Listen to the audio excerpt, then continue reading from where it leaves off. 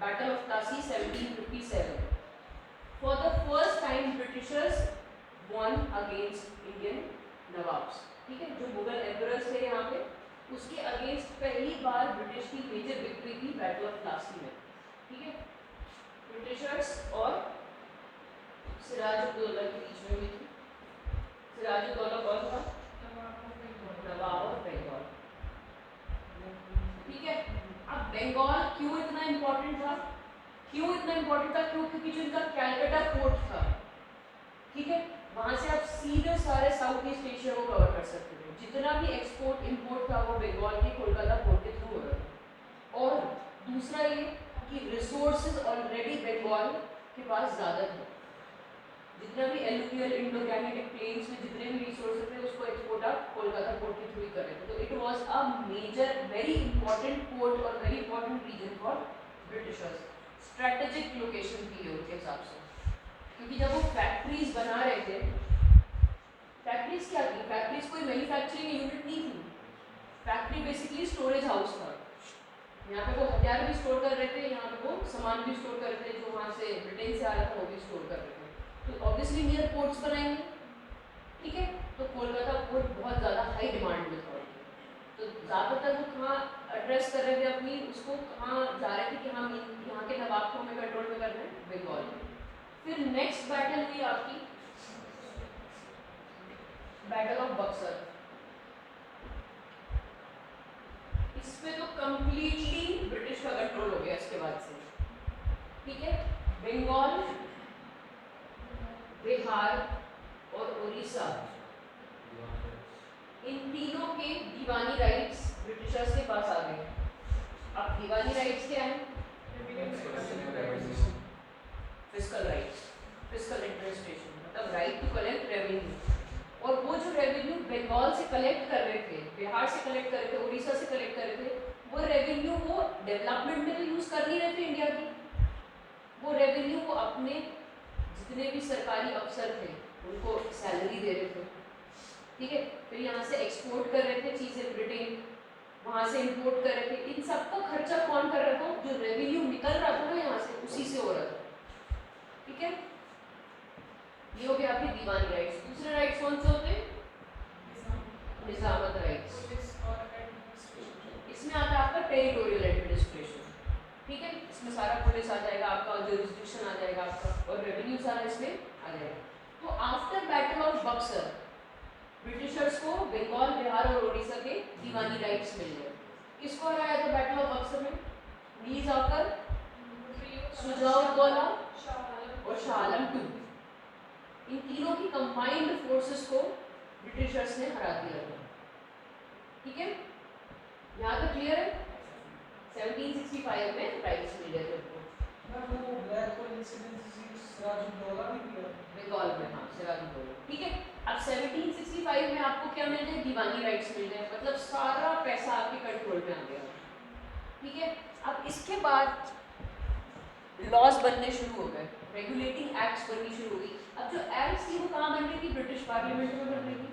लेकिन वो किसको मॉनिटर कर रहे थे? ईस्ट इंडिया कंपनी की एक्टिविटीज को इन इंडिया, ठीक है। जो पहली एक्ट बनी थी वो बनी थी रेगुलेटिंग एक्ट 1770, ठीक। जो पहली एक्ट आपकी बनी थी वो बनी थी रेगुलेटिंग एक्ट 1770, ठीक है। इसका जो मेन आपको पॉइंट याद रखना है वो ये कि पहली बात तो फर्स्ट एक्ट थी, मतलब फाउंडेशनल एक्ट थी। इससे पहले तक कोई भी एक्ट नहीं बनाई थी ब्रिटिश पार्लियामेंट ने to control the administration of East India Company in India, ठीक है। तो पहली एक्ट थी, ये आपको पॉइंट याद रखना है। दूसरा आपको ये पॉइंट रखना है कि गवर्नर ऑफ बंगाल जो था ना, अब ऑब्वियसली हम बंगाल को सुपीरियर पोजीशन दे रहे हैं, तो जो गवर्नर ऑफ बंगाल था उसको आपने टाइटल दे दिया गवर्नर जनरल ऑफ बंगाल। कौन था ये?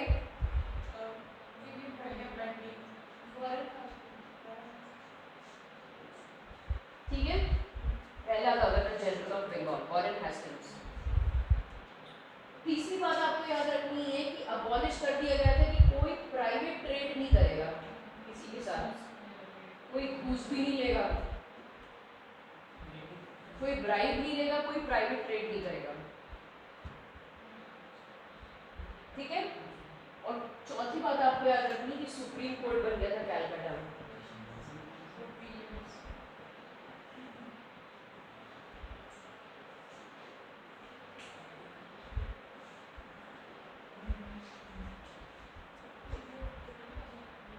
सिर्फ ये बातें यहाँ पे याद रखने वाली है, रेगुलेटिंग एक्ट 1773। अब एक बात बताओ, जो मेजर चेंज आया एडमिनिस्ट्रेशन में वो आया सिपॉय म्यूटिनी के टाइम में, जब 1857 में अपराइजिंग हुई।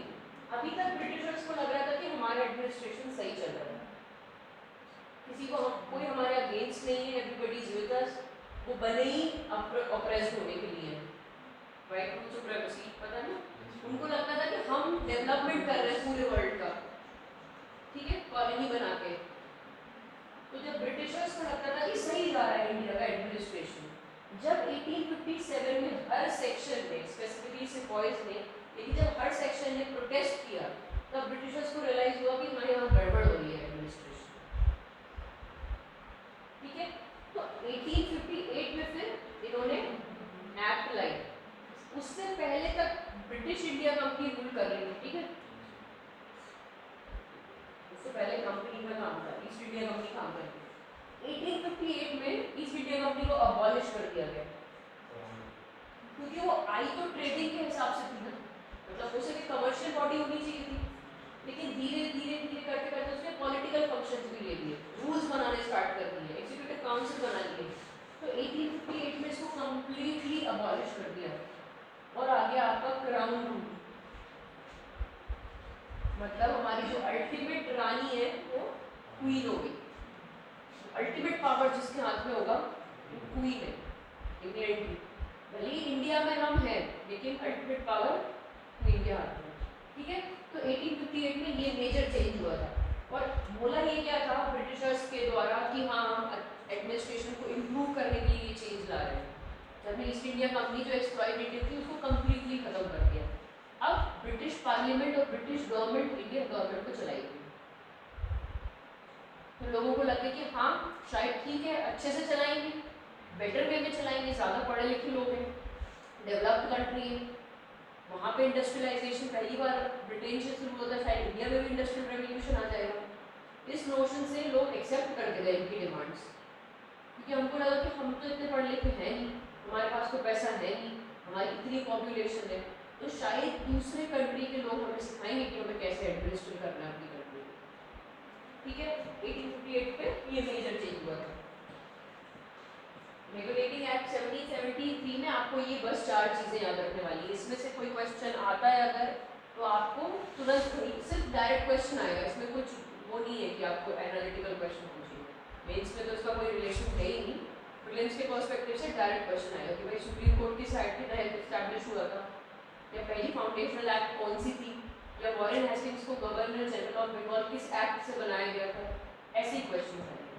ठीक है, हो गया। नेक्स्ट एक्ट आती है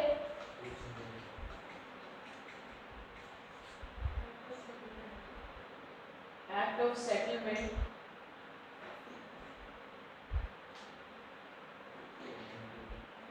ये ब्रिटिशर्स ने बोला हम इसलिए ला रहे हैं क्योंकि जो गलतियां हमने 73 में की हैं उसको इम्प्रूव करने के लिए हम एक्ट ऑफ सेटलमेंट ला रहे हैं। लेकिन इन्होंने उल्टा ही किया, इन्होंने 2 मेजर चेंजेस क्या किए। सुप्रीम कोर्ट बना था पिछले एक्ट से, तो सुप्रीम कोर्ट के जुरिस्डिक्शन से इन्होंने हटा दिया किसको, कंपनी ऑफिशियल्स को, जो ईस्ट इंडिया कंपनी के ऑफिसर्स थे उसको हटा दिया। कोई भी रेवेन्यू का मैटर है अगर, वो सुप्रीम कोर्ट जुरिस्डिक्शन नहीं कर सकती उसके ऊपर, कोई डिसीजन नहीं निकाल सकती उसके ऊपर। गवर्नर जनरल है और उसकी एग्जीक्यूटिव काउंसिल बनी थी, जो सबको एग्जेम्प्ट कर दिया सुप्रीम कोर्ट के जुरिस्डिक्शन से। इस वाली एक्ट में वीटो पावर भी दे दी। और मतलब कि इन्होंने बोला क्या था कि हम इम्प्रूवमेंट ला रहे हैं, लेकिन इन्होंने और गलत किया इंडियंस के साथ। बनाया सुप्रीम कोर्ट कहने को जुडिशरी बनाया लेकिन उसका कोई फायदा हुआ नहीं, क्योंकि आपने मेजर जो एलीट क्लास थी उसको जुरिस्डिक्शन से निकाल दिया सुप्रीम कोर्ट में, सारे कंपनी ऑफिशियल्स को भी निकाल दिया, और कोई भी रेवेन्यू का मैटर है वो भी सुप्रीम कोर्ट डिस्कस नहीं कर सकता। ठीक है। और तीसरा वीटो पावर, जो आप बोल रहे हो कि आपने गवर्नर जनरल को वीटो पावर दे दी। अभी हमने ये चीज़ देखी है कि बंगाल के गवर्नर को ही प्रेफरेबल पोजीशन पे रखा गया है, ठीक है ना। बाकी जो दूसरी प्रेसिडेंसीज थी उनको छोटी पोजीशन पे रखा गया है। अब हम देखेंगे, ये मैंने आपको बता दिया कि सुप्रीम कोर्ट सारे मतलब बेसिकली बनाया क्यों गया था सुप्रीम कोर्ट, इंडियंस के लिए, कि आपको हम गिरफ्तार कर देंगे, जो भी इनहेबिटेंट्स हैं कलकत्ता के उनके लिए बनाया गया था, और जो मेन ऑफिसर्स थे उनको हमने बाहर कर दिया सुप्रीम कोर्ट से। सबसे बड़ी बेवकूफ़ी। फिर आती है आपकी act regulating Pitt's India act 1784। इसमें यही चीज़ याद रखनी है कि इसमें और गलत हुआ है, ठीक है, बोला गया था कुछ और गलत हुआ। अब आती है पिट्स इंडिया एक्ट 1784।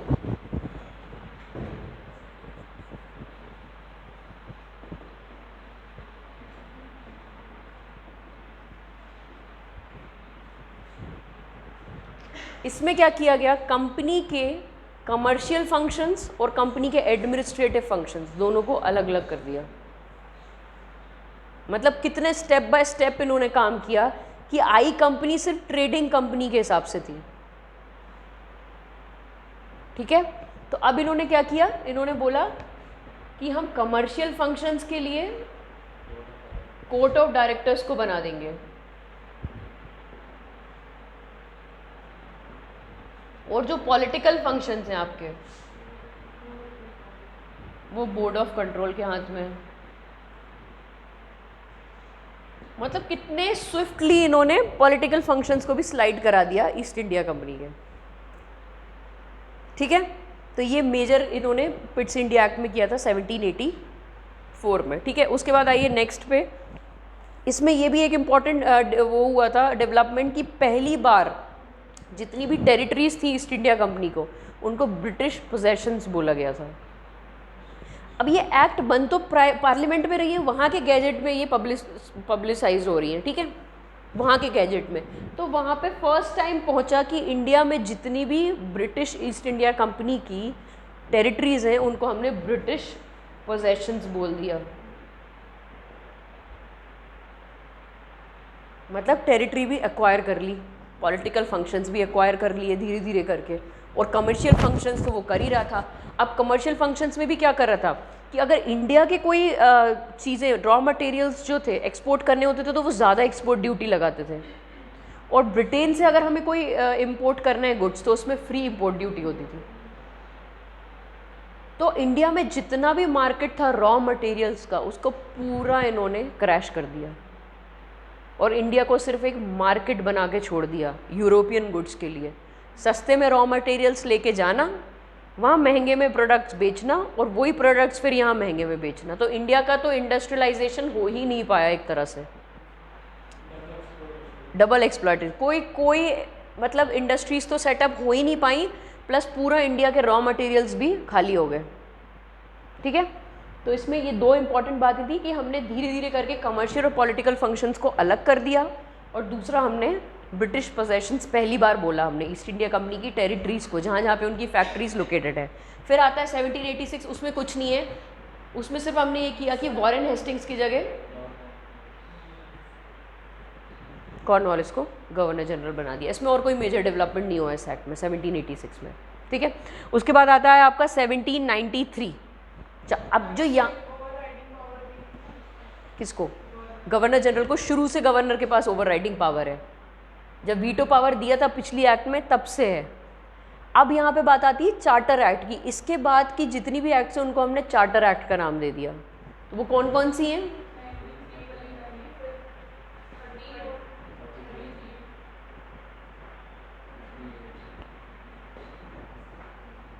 ठीक है।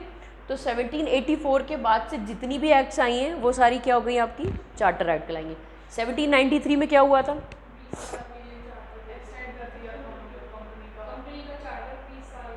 एक्सटेंड कर दिया था, नॉट एन इशू, इतना कोई इंपॉर्टेंट याद रखने वाली बात नहीं। कोई मेजर चीज़ हुई थी 1793 में, याद करो।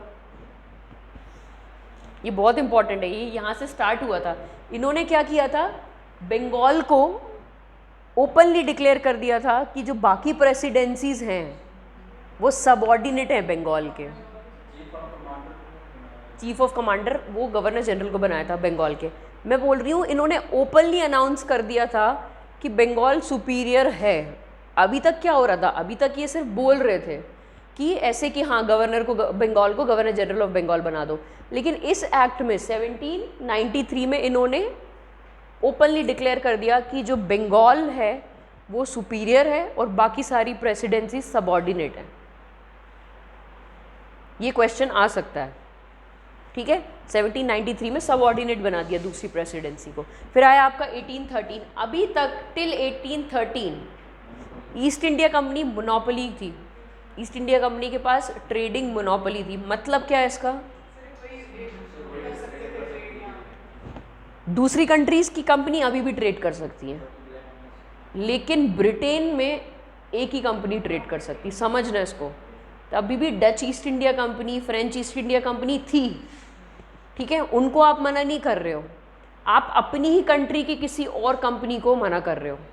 कोई प्राइवेट मर्चेंट नहीं हो सकता, कोई दूसरी कंपनी नहीं हो सकती, ईस्ट इंडिया कंपनी ही अब तक थी। 1813 में उसकी मोनोपोली को ख़त्म कर दिया। क्यों? क्योंकि यहाँ पे पता चला कि जो बड़े बड़े ऑफिसर्स थे ना ईस्ट इंडिया कंपनी के, वो करप्ट होने शुरू हो गए थे और वो फिर वहाँ जाके महंगे में चीज़ें बेचते थे।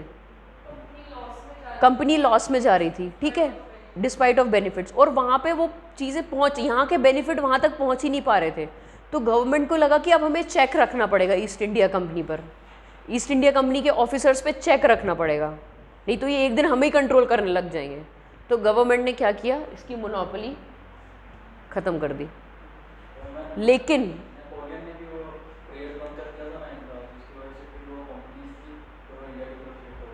इंडिया की तरफ शिफ्ट हो गई थी, मतलब हाँ हाँ, अच्छा, उनकी एक्सटर्नल कंट्रीज़ को आने से मना कर दिया था, तो सारे इंडिया आने स्टार्ट हो गए थे, ठीक है। अब 1813 में जब आपने मोनोपोली ख़त्म कर दी, लेकिन दो चीज़ों में मोनोपोली थी अभी भी ईस्ट इंडिया कंपनी की, टी और चाइना के साथ कोई भी ट्रेड हो रहा है उसमें, ठीक है। 1830 में ये सबसे इम्पॉर्टेंट चीज़ हुई थी कि ईस्ट इंडिया कंपनी की ट्रेड मोनोपोली ख़त्म हो गई थी। मतलब अब दूसरे मर्चेंट्स, दूसरी कंपनीज भी ट्रेड कर सकते थे। बेसिकली क्यों किया था, क्योंकि ये ईस्ट इंडिया कंपनी सुपीरियर होती जा रही थी ब्रिटेन में, ठीक है, और लॉस में हो रही थी। तो ये समझ नहीं आया वहाँ की गवर्नमेंट को कि हमें चेक तो रखना ही चाहिए इस कंपनी पे, है तो ये प्राइवेट कंपनी ना, ठीक है। फिर आ जाते हैं, इसमें और कुछ इतना खास हुआ नहीं था 1813 वाली एक्ट में। हाँ, क्रिश्चियन मिशनरीज की एंट्री मिलना स्टार्ट हो गई थी, बट दिस इज़ नॉट, मतलब क्वेश्चन फॉर्म में नहीं आ सकता ये चीज़, हाँ 13 में, ठीक है। लेकिन क्वेश्चन में ये नहीं पूछेंगे, तो इसको आप स्किप भी कर सकते हो, याद करना है कर सकते हो, वेल एंड गुड है, ठीक है। उसके बाद आती है आपकी सेंट हेलेनीज एक्ट 18, इसको भी charter act of 1833 Saint Helena's act कहते हैं। इसमें क्या किया था इन्होंने कि गवर्नर, इसमें इससे पहले वाले एक्ट में क्या किया था कि इन्होंने डिक्लेयर कर दिया था कि बंगाल सुपीरियर है। अब इन्होंने ऑफिशियली टाइटल ही चेंज कर दिया, गवर्नर जनरल ऑफ बंगाल को गवर्नर जनरल ऑफ इंडिया बोल दिया। मतलब कितना सिग्निफिकेंट मूव था ये, मतलब कि प्रेसिडेंट, बाकी सारी प्रेसिडेंसीज के कोई पावर नहीं है, अब जो है वो गवर्नर जनरल ऑफ इंडिया बना दिया है। कौन था पहला? बेंटिक, ठीक है, विलियम बेंटिक, मतलब जिसको गवर्नर जनरल ऑफ बंगाल के टाइटल से गवर्नर जनरल ऑफ इंडिया का टाइटल दे दिया। तो पहले क्या हुआ था, पहले था आपका गवर्नर ऑफ बंगाल सिर्फ, उसको आपने बनाया गवर्नर जनरल ऑफ बंगाल, और फिर उसको आपने बना दिया, ये कौन था पहला?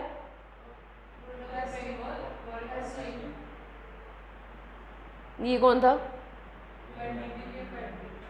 क्लैरिटी है? यहीं पे क्वेश्चन होते हैं, यहीं पे आप गड़बड़ी करते हो, ठीक है। इसमें मेजर चीज़ यही हुई थी 1833 में कि आपने पूरा उसको विलियम बेंटिक को पहला वो बना दिया। अब इसके बाद ये नहीं याद रखो चलेगा, क्योंकि इसकी जो नेक्स्ट वाली एक्ट आई थी 1833 के बाद, जो 1853 आई थी, उसमें हमने सिविल सर्विसेज को खोल दिया था इंडियंस के लिए। इसमें सिर्फ अटेम्प्ट किया था लेकिन वो कैंसिल हो गया था। हाँ, इसमें अटेम्प्ट मारा था उस प्रपोजल को डालने का, लेकिन वो अपोज किया गया था, इसलिए इसको याद रखने की कोई ज़रूरत नहीं है। वो प्रपोजल फाइनलाइज नेक्स्ट एक्ट में हुआ था 1853 में।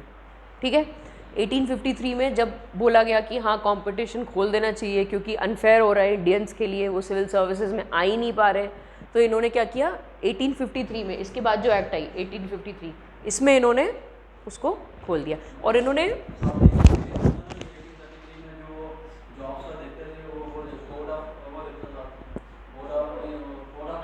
Code of directors board of control को दे दिया कि हाँ कर लेना चाहिए। अब आया, नींद आ रही है क्या? 1853 आया आपका। ठीक है, 1853 में जब आपने गवर्नर जनरल ऑफ इंडिया बना दिया विलियम बेंटिक को, तो उसको असिस्ट करने के लिए एक एग्जीक्यूटिव काउंसिल बनाई गई। ठीक है, इसमें लिखा हुआ है clearly, it separated for the first time the legislative and executive functions of the governor general council. ठीक है, मतलब लेजिस्लेशन अलग उसके मिनिस्टर्स डील करेंगे, एग्जीक्यूटिव जैसे हमारा अभी है पार्लियामेंट में, एग्जीक्यूटिव उसके अलग मिनिस्टर्स होंगे। ठीक है, तो फॉर द फर्स्ट टाइम इसको बाइफरकेट किया था 1853 में, और इसमें अलाउ कर दिया गया था कि एक मिनी पार्लियामेंट की तरह काम करेगी लेजिस्लेशन, लेजिस्लेटिव विंग जो होगा उसका। और दूसरा मैंने आपको बता दिया 1853 में कि ओपन खोल दिया था एग्ज़ाम को, सिविल सर्विसेज को, इंडियंस के लिए भी। ठीक है, बस मेन इसमें दो ही चीज़ें हुई थी। अब आइए, अब यहाँ से क्राउन रूल आएगा और कंपनी रूल ख़त्म हो जाएगा 1858 में। ठीक है, यहाँ तक कोई डाउट है? ये चीज़ें पहले भी पढ़ी होंगी, आती होंगी। ठीक है, और जो जो मेजर चीज़ें वही याद रखने वाली हैं, बाकी सारी चीज़ों में मत फंसना। ठीक है, हाँ अगर इंटरेस्ट के लिए पढ़ना तो पढ़ सकते हो।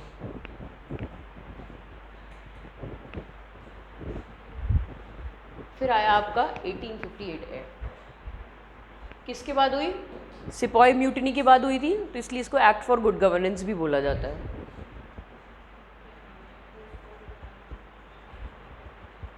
क्योंकि बहुत ही क्रिटिकल सिचुएशन थी, ब्रिटिशर्स को लग रहा था यार हम अच्छा तो चला रहे थे, फिर इतने दंगे क्यों कर दिए इंडियंस ने, तो वो फिर समझना शुरू हो गए 1857 के बाद कि हाँ इनकी क्या डायनेमिक्स है, इनकी क्या कल्चर है, इनका क्या सोसाइटी है, इनकी कैसी इनकी सोसाइटी थी, पिछला कैसी लैंग्वेजेस इन्होंने समझी थी, वर्नाकुलर लैंग्वेजेस में पढ़ने लग गए वहाँ के ऑफिसर्स, धीरे धीरे हमारी पूरी कल्चर को जानना शुरू हो गए। तब उनको लगता था हम तभी बेटर गवर्न कर पाएंगे। उनको ये नहीं था कि हमें इनके अपलिफ्टमेंट के लिए कोई काम करना है, उनको ये लगता था कि हम हमारा बेटर गवर्नेंस तभी कर पाएंगे जब हम यहाँ की हिस्ट्री, यहाँ की ज्योग्राफी, यहाँ की सोसाइटी के बारे में पढ़ा हुआ हो हमने तो, और इनकी नेटिव लैंग्वेजेस में पढ़ा हुआ हो तो। ठीक है, तो 1858 में सबसे मेजर चेंज क्या हुआ? पहला, गवर्नर जनरल को, पहला वाइसरॉय कौन था?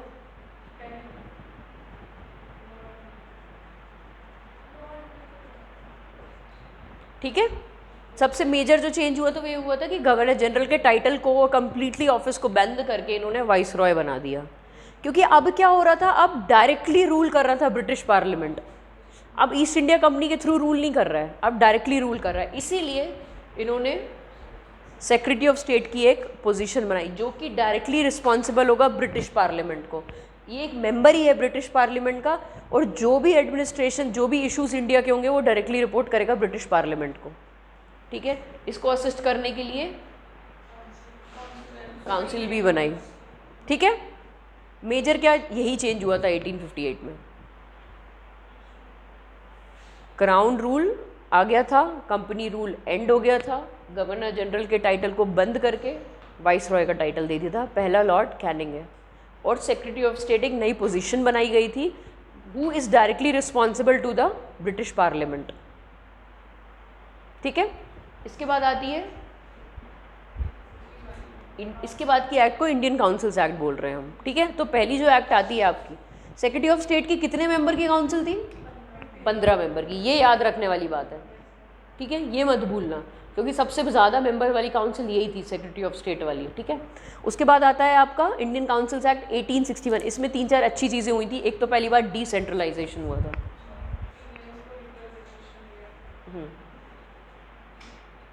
और अब ये क्या करने लग गए हैं, इस टाइम पे इन्होंने क्या बोला कि हमें इंडियंस की ज़्यादा से ज़्यादा इन्वॉल्वमेंट चाहिए एडमिनिस्ट्रेशन में। दंगों के बाद हम इंडियंस को ज़्यादा अच्छे से समझें, इसका मतलब है हम इंडियंस की ज़्यादा पार्टिसिपेशन और इन्वॉल्वमेंट चाहिए हमारे लॉज मेकिंग में, ठीक है। तो अब ये वो कोशिश करेंगे धीरे धीरे मेजॉरिटी को बढ़ाएंगे इंडियंस की। तो इसके बाद की जितनी भी एक्ट्स हैं सब में इन्होंने या तो लेजिस्लेटिव काउंसिल के मेंबर्स को बढ़ा दिया, या एग्जीक्यूटिव काउंसिल के मेंबर्स को बढ़ा दिया, या इंडियंस को पेपर में ज़्यादा उनकी लिमिट बढ़ा दी है सिविल सर्विसेज में, यही कर रहे हैं इसके बाद की सारी एक्ट्स। तो डिसेंट्रलाइजेशन का मतलब ये कि बंगाल, मद्रास, उड़ीसा, इनको सॉरी बॉम्बे,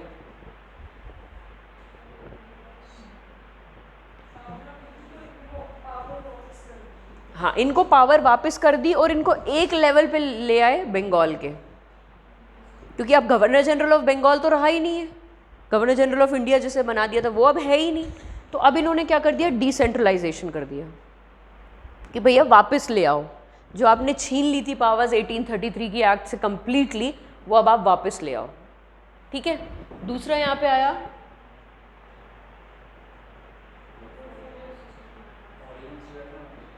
और ऑर्डिनेंस भी आया था। पोर्टफोलियो सिस्टम मतलब वाइस रॉय के जितने भी मिनिस्टर्स हैं अब उनको अलग अलग डिपार्टमेंट दे दिया जाएगा कि आप ये मनाइए, आप ये पकड़िए, आप हेल्थ पकड़िए, आप एजुकेशन पकड़िए, ठीक है। उसके बाद ऑर्डिनेंस मतलब वाइस रॉय अपना ऑर्डिनेंस भी निकाल सकता है, अगर उसे लगा कि हाँ लॉ नहीं बन पा रहा है तो वो ऑर्डिनेंस का रूट ले लेगा, ठीक है।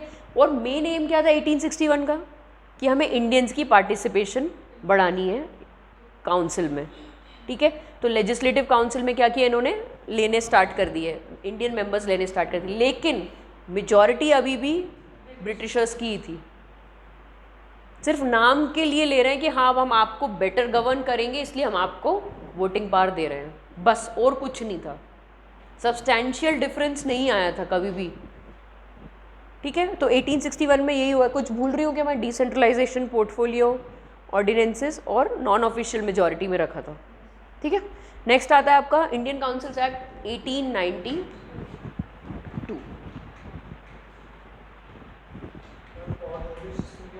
क्या पोर्टफोलियो? हाँ, डिपार्टमेंट्स दे दिए सबको अलग अलग।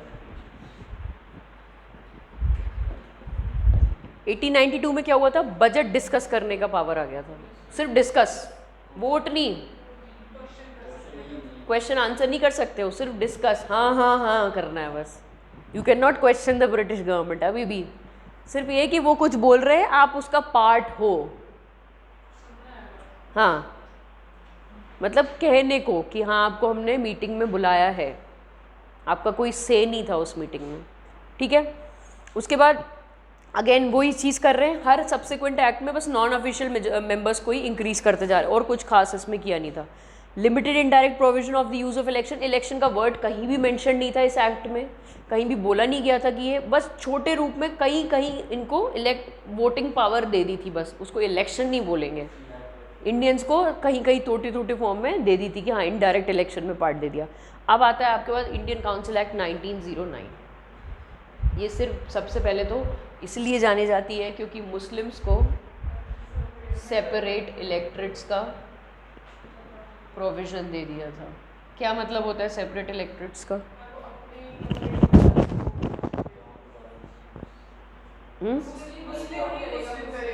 हाँ, मतलब कि मुस्लिम जो वोटर्स हैं वो ही अपना एक लीडर जो मुस्लिम होगा उसे इलेक्ट करेंगे, ठीक है।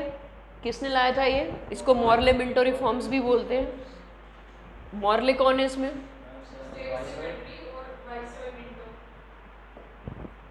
लॉर्ड मिंटो को फादर ऑफ कम्युनल इलेक्टरेट्स बोला जाता है, ठीक है। मुस्लिम्स को सेपरेट इलेक्टरेट्स लाए थे 1909 में। इसमें यह भी एक बहुत इंपॉर्टेंट चीज़ हुई थी कि वाइस रॉय की एग्जीक्यूटिव काउंसिल में इंडियंस को अलाउ कर दिया था।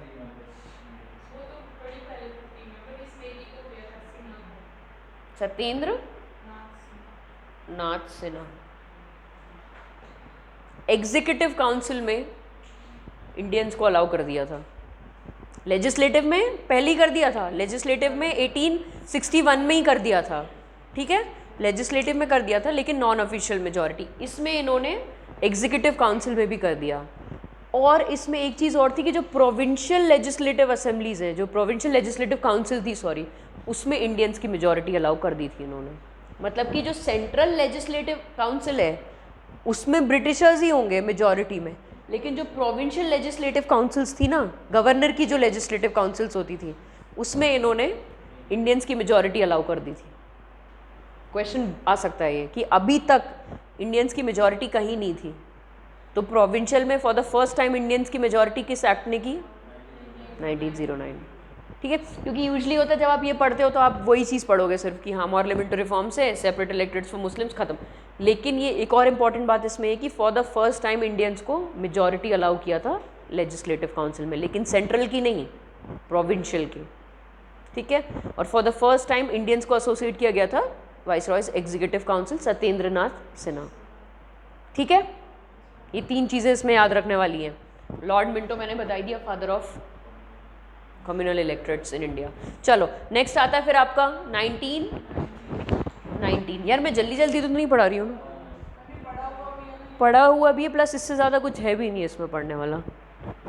कोई पॉइंट अगर मैं भूल रही हूँ तो बताना, ठीक है।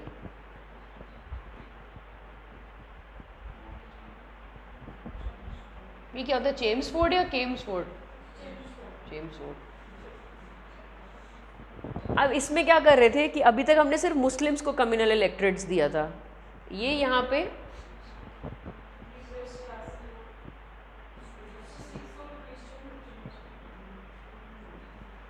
सिख हो गया, क्रिश्चियन हो गया, इंडो यूरोपियंस हो गया,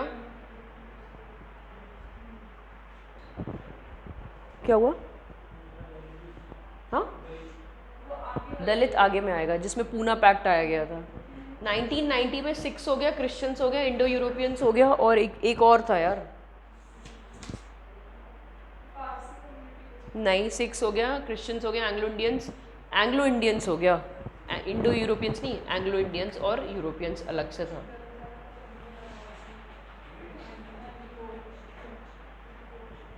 ठीक है, तो अभी तक इन्होंने धीरे धीरे, आप स्टेप बाय स्टेप देखो इन्होंने क्या किया। 1909 में सिर्फ इन्होंने मुस्लिम्स को दिया सेपरेट इलेक्टरेट्स, फिर उन्होंने अपने 10 साल बाद जो एक्ट निकाली उसमें इन्होंने सबको एक्सटेंड कर दिया, 6 क्रिश्चियंस, एंग्लो इंडियंस और यूरोपियंस को। मतलब कितना फ्रेगमेंटेशन कर रहे हैं इंडियन सोसाइटी का। ठीक है, मॉन्टेगो चेम्सफोर्ड इसमें सबसे पहला। दूसरा आप इसमें बोल सकते हो बाय कैमरलिज्म आ गया था। डायर के पढ़ेंगे पहले बाय कैमरलिज्म। बाय कैमरलिज्म क्या हो गया, मतलब 2 हाउस की बात हो गई, हाउस ऑफ द पीपल और राज्यसभा को क्या बोलते हैं, काउंसिल ऑफ स्टेट्स। ठीक है, तो बाय कैमरलिज्म में इलेक्शंस जो थे वो डायरेक्ट इलेक्शंस हुए। ठीक है, तो फॉर द फर्स्ट टाइम अगर एफिशिएंट वे में इलेक्शंस देखा जाए ना तो वो इसी एक्ट के अंदर हुए थे 1990 में। ये स्टेटमेंट पढ़ती हूँ, उसमें लिखा हुआ है, वो देखो आप। It introduced for the first time bicameralism and direct elections in the country. ठीक है, thus the Indian Legislative Council was replaced by a bicameral legislature consisting of an upper house which is the Council of State and a lower house which is the Legislative Assembly. The majority of members of both the houses were chosen by direct election. तो concrete वे में, इससे पहले तक ये हो रहा था कि हाँ इनडायरेक्ट कहीं थोड़े थोड़ी जगह पे इलेक्शंस चल रहे थे, कंक्रीट वे में डायरेक्ट इलेक्शंस जो हुए हैं वो 1919 एक्ट से हुए हैं। ठीक है, बाइकैमरलिज्म इसको हो गया। सेकंड हो गया आपका, क्या मतलब है डायर की का, कि हमने सब्जेक्ट्स को 2 कैटेगरी में बांट दिया, रिजर्व्ड और ट्रांसफर्ड।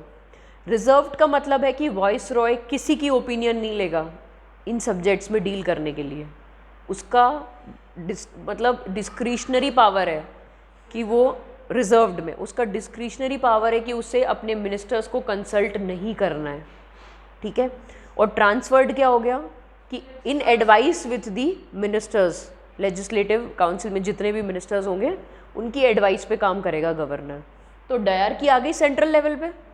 ठीक है, तो 3 चीज़ें जो बताई मैंने 1919 की, वो पहली है कि सेपरेट इलेक्टरेट्स को बाकी सारे सेक्शंस में भी एक्सटेंड कर दिया, बाइकैमरलिज्म आ गया और डायरेक्ट इलेक्शंस आ गए, और तीसरा डायर की हो गया, मतलब ट्रांसफर्ड और रिजर्व्ड सब्जेक्ट्स हो गए।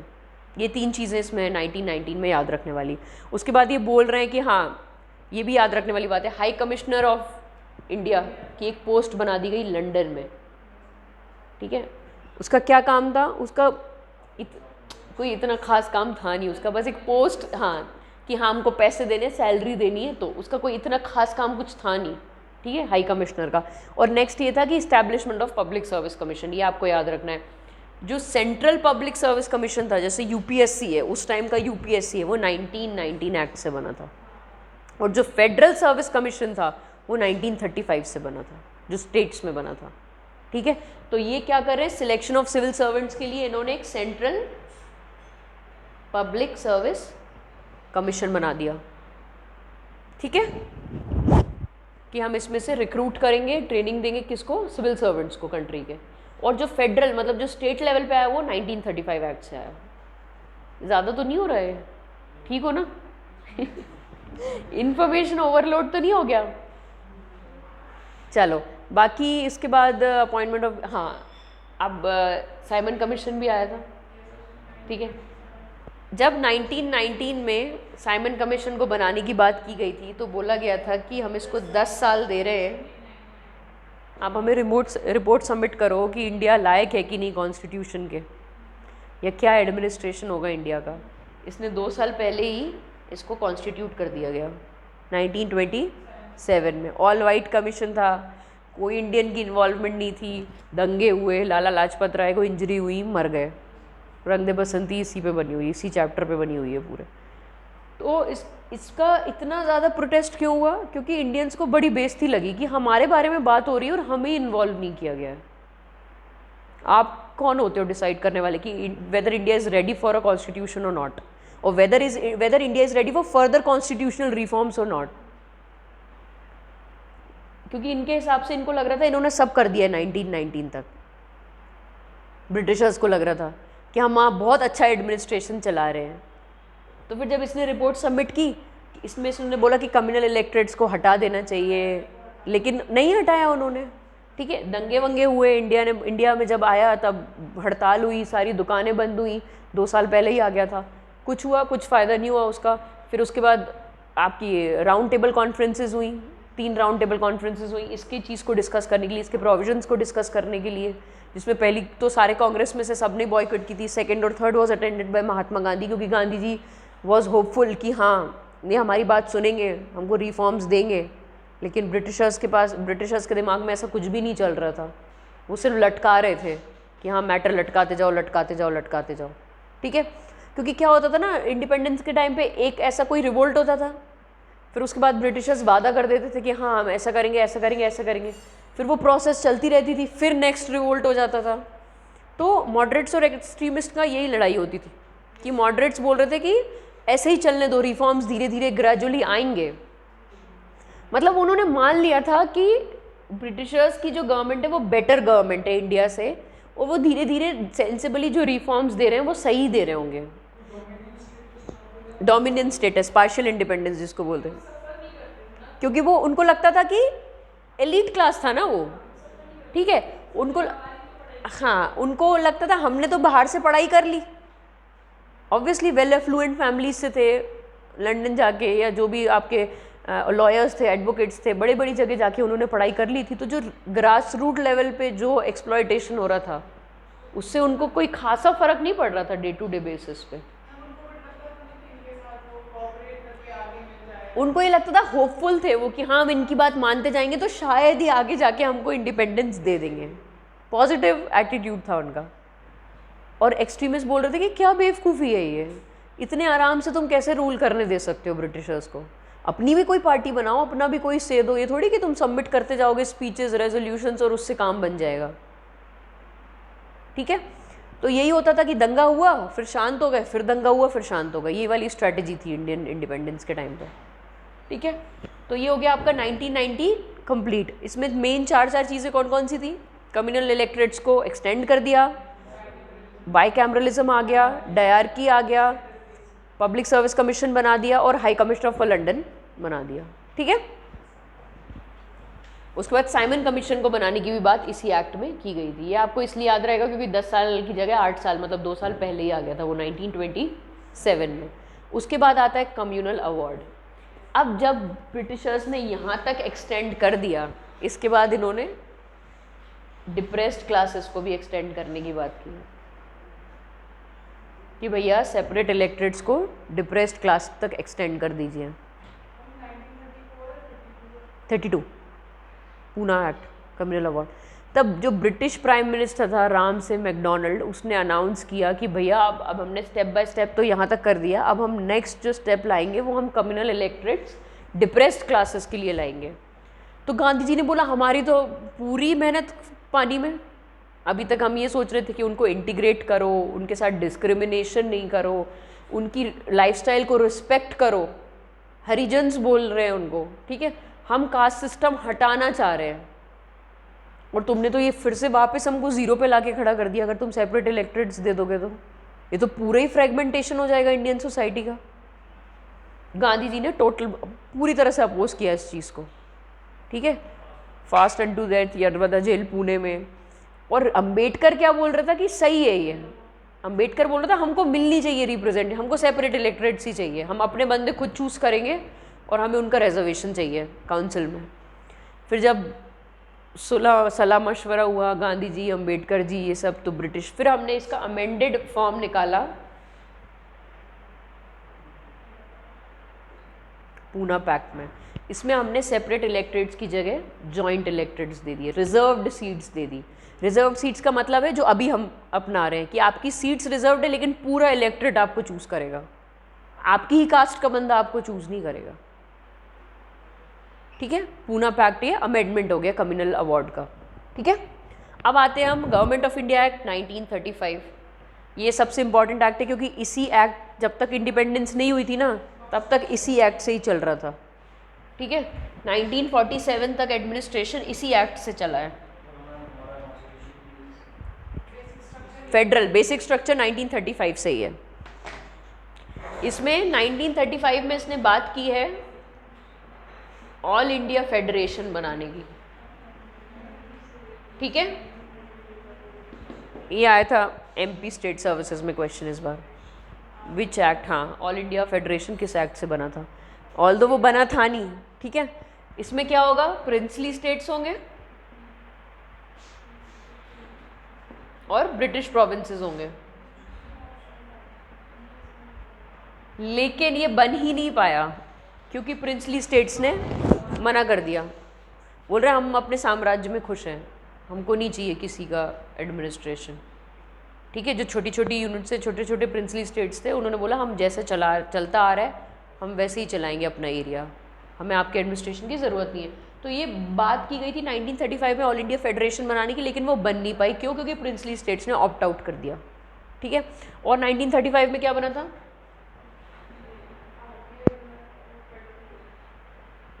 Federal public service commissions, reserve bank of India, ये अभी तक काम कर रहे हैं दोनों इंस्टीट्यूट्स, ठीक है। ये स्टेट पीएससी, ये आपका हो गया रिजर्व बैंक ऑफ इंडिया 1935 में। और क्या क्या हुआ था, हाँ,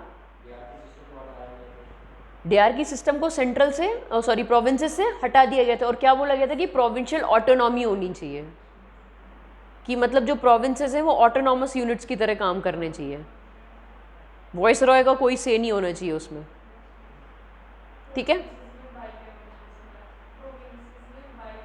बाई कैमरलिज्म आ गया था, ठीक है। तो नेक्स्ट बाई कैमरलिज्म सेंट्रल में उससे आया था, नेक्स्ट इसमें बाई कैमरलिज्म आ गया था और डायरकी को हटा के प्रोविंसेस में प्रोविंशियल ऑटोनॉमी लाने की बात की थी और सेंट्रल लेवल पे डायरकी को रहने दिया था, ठीक है। ये लास्ट और इम्पॉर्टेंट एक्ट थी। इसके बाद इंडिपेंडेंस एक्ट 1947, उसमें तो उसने यही बोला था सारा बंद कर दो, 2 डोमिनियंस बना लो, वो भी पढ़ेंगे। 1935 एक्ट का जो ढांचा है वही हमारे कॉन्स्टिट्यूशन ऑफ इंडिया का है, ठीक है। इसलिए सबसे ज़्यादा इम्पॉर्टेंट एक्ट थी ये, और जो मेजर चेंज लाए गए थे वो इसी एक्ट के तहत लाए गए थे, ठीक है। उसके बाद आती है आपकी इंडियन इंडिपेंडेंस एक्ट 1947। नींद तो नहीं आ रही है, बोरियत तो नहीं हो रही है, हाँ, रिवीजन हो रही है, हाँ, ठीक है। तो क्या हुआ था, प्रोविंसेस में डायरकी हटा के सेंट्रल में डायरकी ला दी थी, ये याद रखने वाली बात है, ठीक है। अब इंडियन इंडिपेंडेंस एक्ट आई, उसमें माउंट बैटन ने 3 जून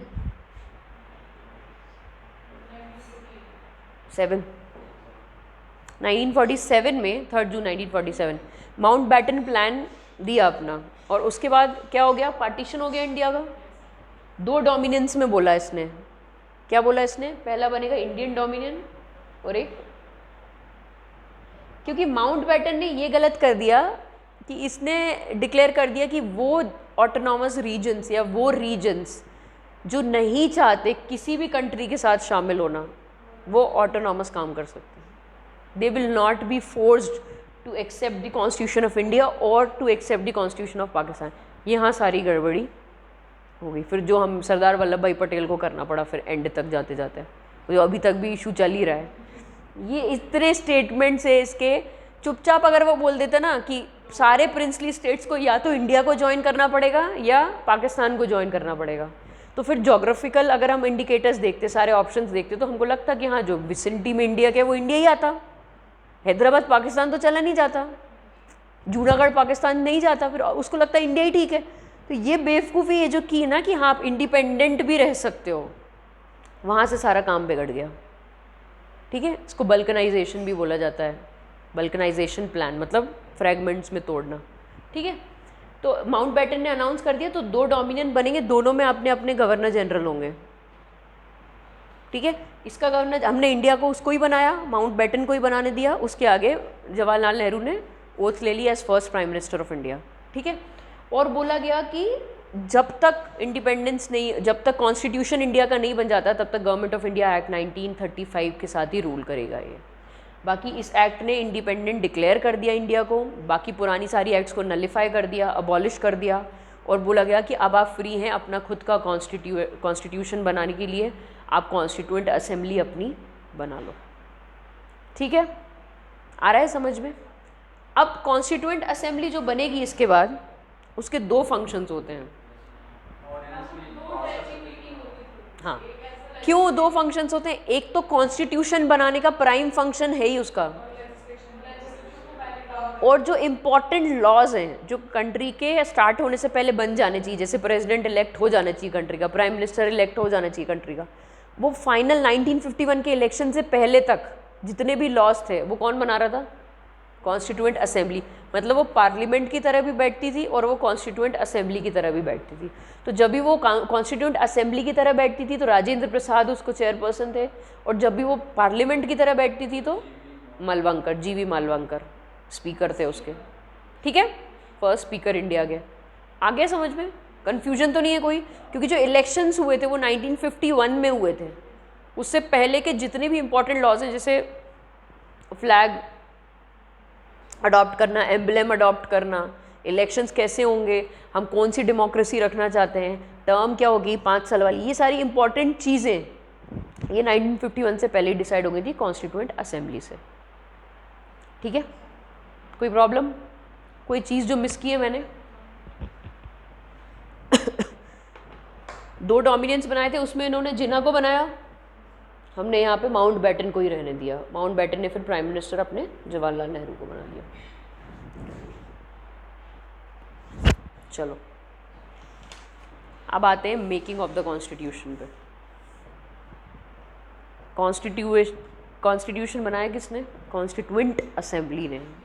ठीक है, कॉन्स्टिट्यूएंट असेंबली में जो उस टाइम पे 389 मेंबर्स थे। ठीक है, 389 मेंबर्स थे, जिसमें से कि 296 जो थे वो ब्रिटिश इंडिया के प्रोविंसेस में से थे, और 93 जो थे वो प्रिंसली स्टेट्स में थे। मतलब हमने कोशिश की है सबको रिप्रेजेंटेशन देने की। ठीक है, अब जो प्रिंसली स्टेट्स वाले नॉमिनेशन में थे वो उनके हेड ही भेज रहे थे उनको नॉमिनेट करके, वहाँ पे कोई इलेक्शंस नहीं हुए थे प्रिंसली स्टेट्स में। ठीक है, 389 में से 296 और 93 ये स्टेट्स के थे, ये ब्रिटिश प्रोविंसेस के थे, चीफ कमिश्नर के प्रोविंसेस के थे। अब जो ये स्टेट्स है ना, यहाँ पे इलेक्शन नहीं हो रहे हैं, यहाँ के रिप्रेजेंटेटिव्स उनके हेड ही भेज रहे हैं कि उस फलाने ने अपने अकाउंटेंट को भेज दिया, फलाने ने अपने प्राइम मिनिस्टर जो उनके उसमें होते थे यूनिट में उसको भेज दिया, मेन मिनिस्टर किसी को भेज दिया। ठीक है, तो यहाँ पे नहीं हो रही, लेकिन यहाँ पे इलेक्शंस हो रहे थे, इनडायरेक्ट हो रहे थे लेकिन इलेक्शंस हो रहे थे। तो कॉन्स्टिट्यूएंट असेंबली क्या हो गई? आधी इलेक्टेड और आधी नॉमिनेटेड बॉडी हो गई। जो यहाँ पे इनडायरेक्ट इलेक्शंस हो रहे थे वो प्रोपोर्शनल रिप्रेजेंटेशन से हो रहे थे। मतलब जितना आपकी पॉपुलेशन में प्रोपोर्शन है उतने ही प्रोपोर्शन से आपको सीटें मिलेंगी काउंसिल में, ठीक है। प्रोपोर्शनल रिप्रेजेंटेशन हम जो अभी फॉलो करते हैं वो कौन सा सिस्टम है?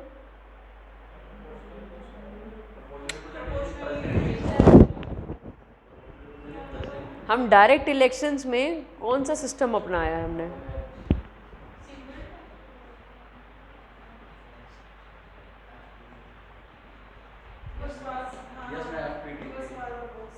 ठीक है, मतलब क्या है कि पहला बंदे के 50 वोट्स हैं और सेकंड कैंडिडेट के 49 है, एक वोट से भी अगर वो आगे तो वो जो पहले पहुंच गया रेस में एंड लाइन में फर्स्ट पास द पोस्ट वो जीत गया।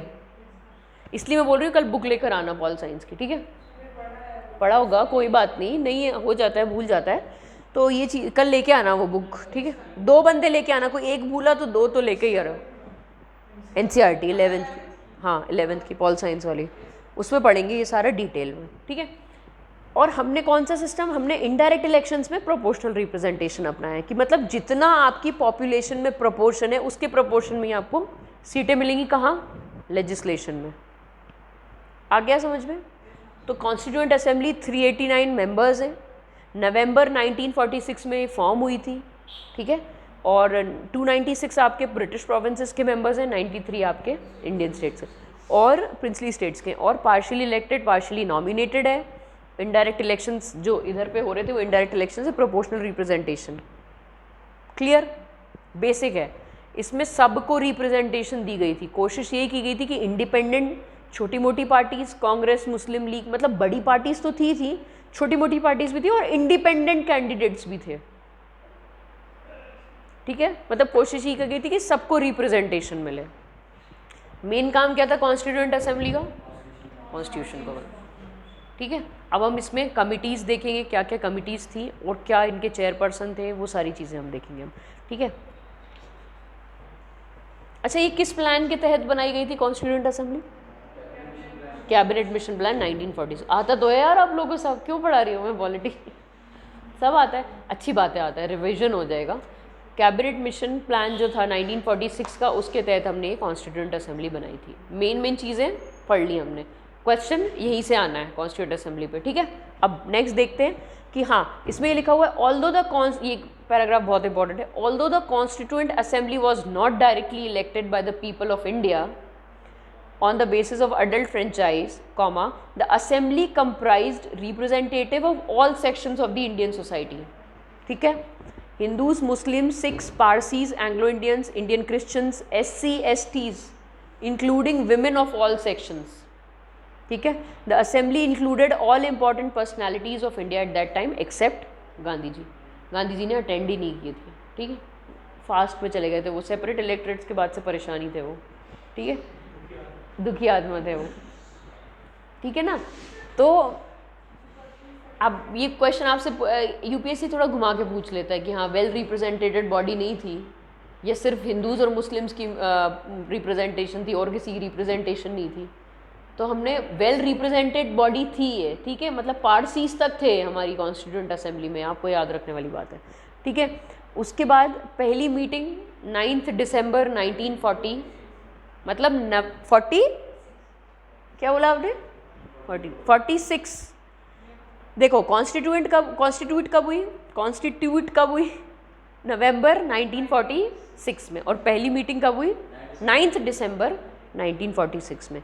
इसमें ऑब्जेक्टिव रेजोल्यूशन पास किया गया, जिसका मॉडिफाइड वर्जन पास नहीं किया गया था, मैं वही बता रही हूँ, प्रेजेंट किया गया था, क्योंकि क्वेश्चन आ चुका है जिसको मैं गलत कर चुकी हूँ, अभी मेरे स्टेट सर्विस में आया था ये, ठीक है। मैंने फर्स्ट ही टिक किया था उस पर। उसमें ये था कि हमने सिर्फ प्रेजेंट, मतलब जवाहरलाल नेहरू ने फर्स्ट मीटिंग में प्रेजेंट किया था ऑब्जेक्टिव रेजोल्यूशन। क्या ऑब्जेक्टिव रेजोल्यूशन का मतलब है कि जब इंडिया इंडिपेंडेंट कंट्री बन गई है तो हमारा क्या ऑब्जेक्टिव होगा टू गवर्न द पीपल, उसके मॉडिफाइड फॉर्म को ही हमने प्रीएम्बल का नाम दिया अभी, ठीक है। तो वो अडॉप्ट कब किया गया था? सेकंड मीटिंग में अडॉप्ट किया गया था, लेकिन प्रेजेंट कब किया गया था? फर्स्ट मीटिंग में। ये आ सकता है क्वेश्चन, ठीक है। लोगों को लगता है कि हाँ पहली मीटिंग में तो कुछ नहीं किया था, तो हाँ ऑब्जेक्टिव रेजोल्यूशन पहली में ही पास हुआ होगा, लेकिन पास ये सेकंड सेशन में हुआ है, ठीक है। उसके बाद हम सबसे पहले पढ़ेंगे कि हमने स्टार्टिंग में जब हमने राजेंद्र प्रसाद को नहीं बनाया था चेयरपर्सन, तो हमने सच्चिदानंद सिन्हा जो ओल्डेस्ट मेंबर थे पूरे कॉन्स्टिट्यूएंट असेंबली में, उसको हमने टेम्परेरी प्रेसिडेंट इलेक्ट कर दिया था फ्रेंच प्रैक्टिस के हिसाब से। फ्रांस में भी यही होता है, किसी भी कमेटी में चेयरपर्सन उसी को बनाते हैं जो सबसे बुड्ढा है, सीनियर मोस्ट पर्सन को बनाते हैं, ठीक है। हाँ अब फिर हंसने लग जाओगे, ठीक है। तो सबसे बड़ा जो होता है एज वाइज उसको ही हम चेयरपर्सन बनाते हैं। तो यहाँ पे भी हमने वही किया, हमने सच्चिदानंद सिन्हा को आपका टेम्पररी प्रेसिडेंट बना दिया। उसके बाद हमने राजेंद्र प्रसाद को परमानेंट प्रेसिडेंट बना दिया, और वाइस प्रेसिडेंट दो थे, एक तो कृष्णामाचारी और एस.सी. मुखर्जी, ठीक है। अब हम जब कॉन्स्टिट्यूशन बना रहे हैं तो हमारा मोटिव क्या होना चाहिए कि एक तो सारे सेक्शंस का रिप्रेजेंटेशन हो, दूसरा सारे स्फेयर्स ऑफ लाइफ से लोग हों, मतलब हमारे पास पॉलिटिकल एनालिस्ट भी हों, हमारे पास लॉयर्स भी हों, हमारे पास टीचर्स भी हों, हमारे पास सोशल एक्टिविस्ट भी हों, हमारे पास ग्राउंड लेवल पे जो विलेजेस में काम करने वाले लोग हैं वो भी हों, तभी तो आप एक होलिस्टिक कॉन्स्टिट्यूशन बना पाओगे, ठीक है। प्रिंसली स्टेट्स के लोग भी हों ताकि हम उनके प्रॉब्लम्स को सुन के बनाए, ऑल्दो हमने बोरो करके ही बनाया पूरा कॉन्स्टिट्यूशन, ठीक है, लेकिन मेहनत बहुत लगती है इतनी बड़ी कंट्री का कॉन्स्टिट्यूशन बनाने में, पैसा भी लगा है। और अब बनता तो पता नहीं कितना पैसा लग जाता, तो पहले के लोग करप्ट नहीं होते थे इतने, तो कम पैसे में फिर भी काम हो गया, ठीक है ना। अब तो आप एक लॉ निकालने में बड़ी मुश्किल हो जाती है, एक लॉ पास करने में ही इतना प्रोटेस्ट और ये और वो हो जाता है। उस टाइम पे भी बन गया, प्लस सही मायनों में पैसों में भी बन गया, और अच्छा कॉन्स्टिट्यूशन बना, भले हमने बोरो करके लिया, ठीक है, डिज़ाइन हमने किया है, ठीक है। सिलेक्टिव एंड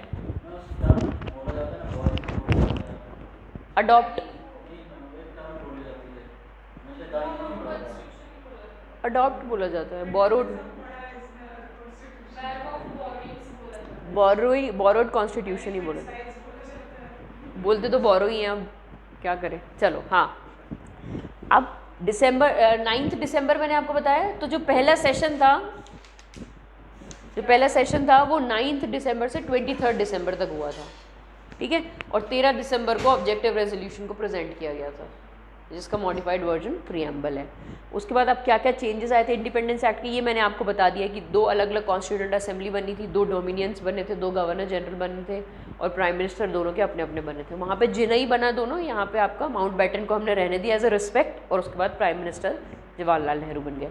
उसके बाद ये मैंने आपको बता दिया है कि जब भी पार्लियामेंट की तरह बैठती थी तो मालवंकर उसको चेयरपर्सन थे उसके, और जब भी कॉन्स्टिट्यूएंट असेंबली की तरह बैठती थी तो कौन थे, राजेंद्र प्रसाद उसके चेयरपर्सन थे। अब जैसे इंपॉर्टेंट लॉज क्या क्या बनाए गए थे बिफोर इलेक्शन, जैसे कि नेशनल फ्लैग को अडॉप्ट किया गया था 1947 जुलाई में, नेशनल एंथम को अडॉप्ट किया गया था 24 जनवरी 1950 में, और उसके बाद राजेंद्र प्रसाद को इलेक्ट भी कॉन्स्टिट्यूएंट असेंबली ने किया था as a first president of India, ठीक है। उसके बाद पढ़ लेते हैं कमिटीज़, ठीक है। मेजर कमिटीज़ 8 मेजर कमिटीज़ थी, हाँ, और 13 माइनर कमिटीज़ थी। क्यों बनाई जाती थी कमिटीज़?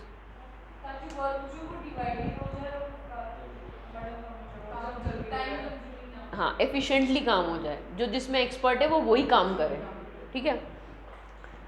पहला बनी थी कमिटी, ये 8 कमिटीज़ हैं, ये सिर्फ पढ़ लेते हैं एक बारी, क्योंकि आपने वैसे भी ये याद करनी है टिप टू टिप, ये क्वेश्चन आता है, ठीक है। अब एक्ट की जगह ये वाले क्वेश्चन पूछना शुरू हो गए हैं वो।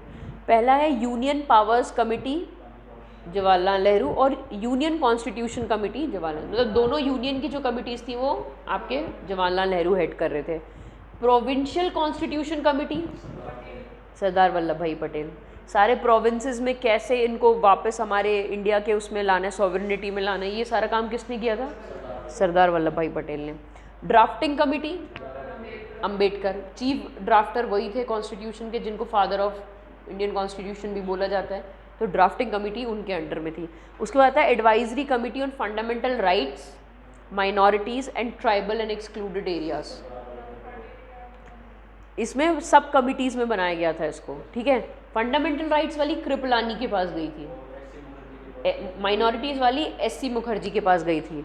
नॉर्थ ईस्ट ट्राइबल एरियाज़ के बरदोलोई, नाम से ही समझ में आ रहा है बरदोलोई वहीं पे होते हैं, ठीक है, गोपीनाथ बरदोलोई।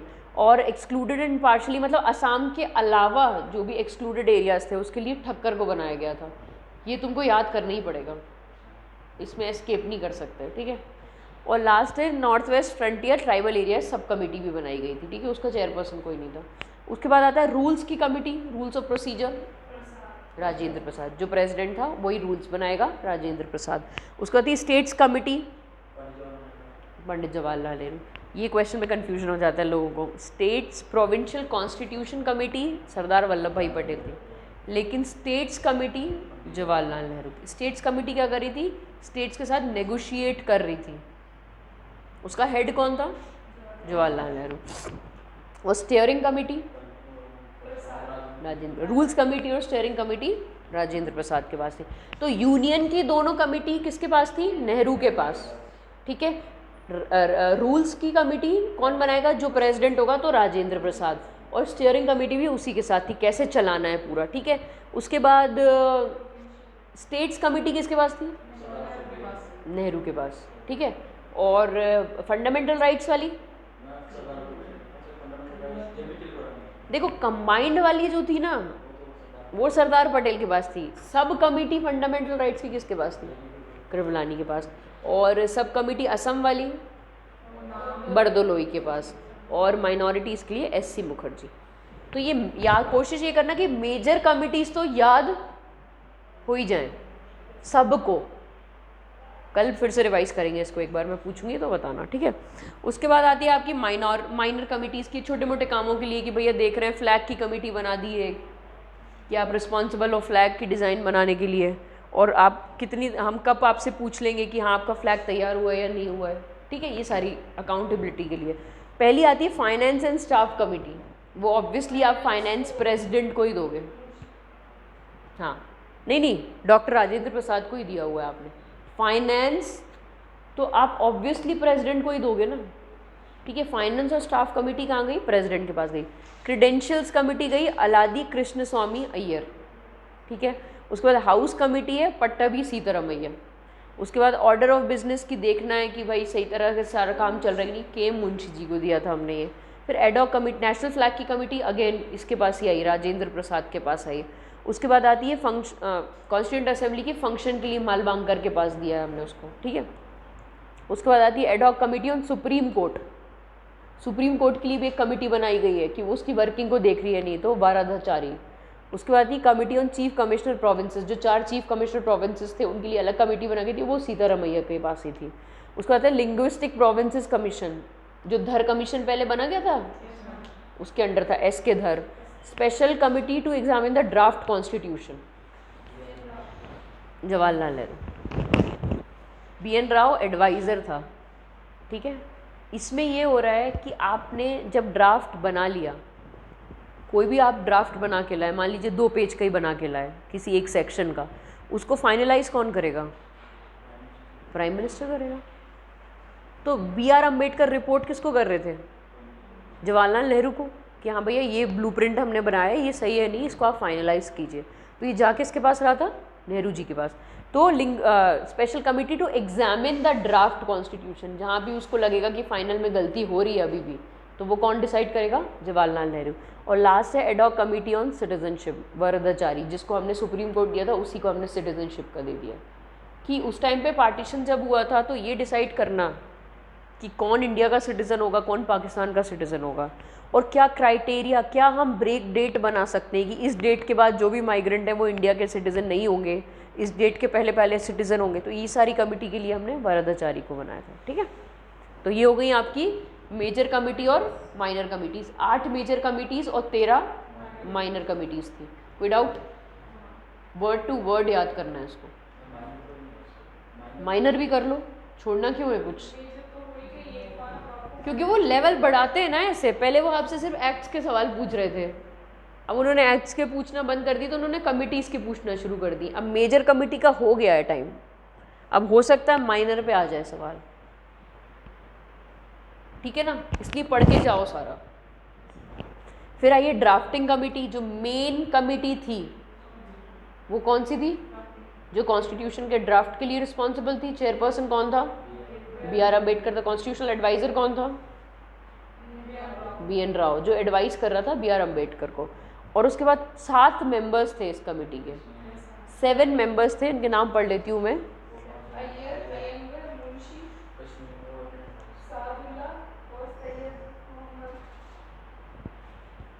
लिखा हुआ है क्या? B.R. अम्बेडकर चेयरपर्सन थे। उसके बाद गोपाल स्वामी अयंगर, अलादी कृष्ण स्वामी Iyer, K.M. Munshi, Syed Mohammad Sadulla, N. Madhav Rao, he replaced B.L. Mittar who resigned due to ill health, और T.T. Krishnamachari, he replaced D.P. Khetan who died in 1948। ठीक है, कितने दिन लिए गए थे? 141, हाँ 141 डेज लिए गए थे ड्राफ्ट करने के लिए और फाइनलाइज करने के लिए कॉन्स्टिट्यूशन। अब हम इसका क्रिटिसिज्म भी पढ़ेंगे और इनैक्टमेंट की डेट भी पढ़ेंगे। ठीक है, कॉन्स्टिट्यूशन डे किसको बोला जाता है अभी? कॉन्स्टिट्यूशन डे जो हम अभी भी सेलिब्रेट करते हैं।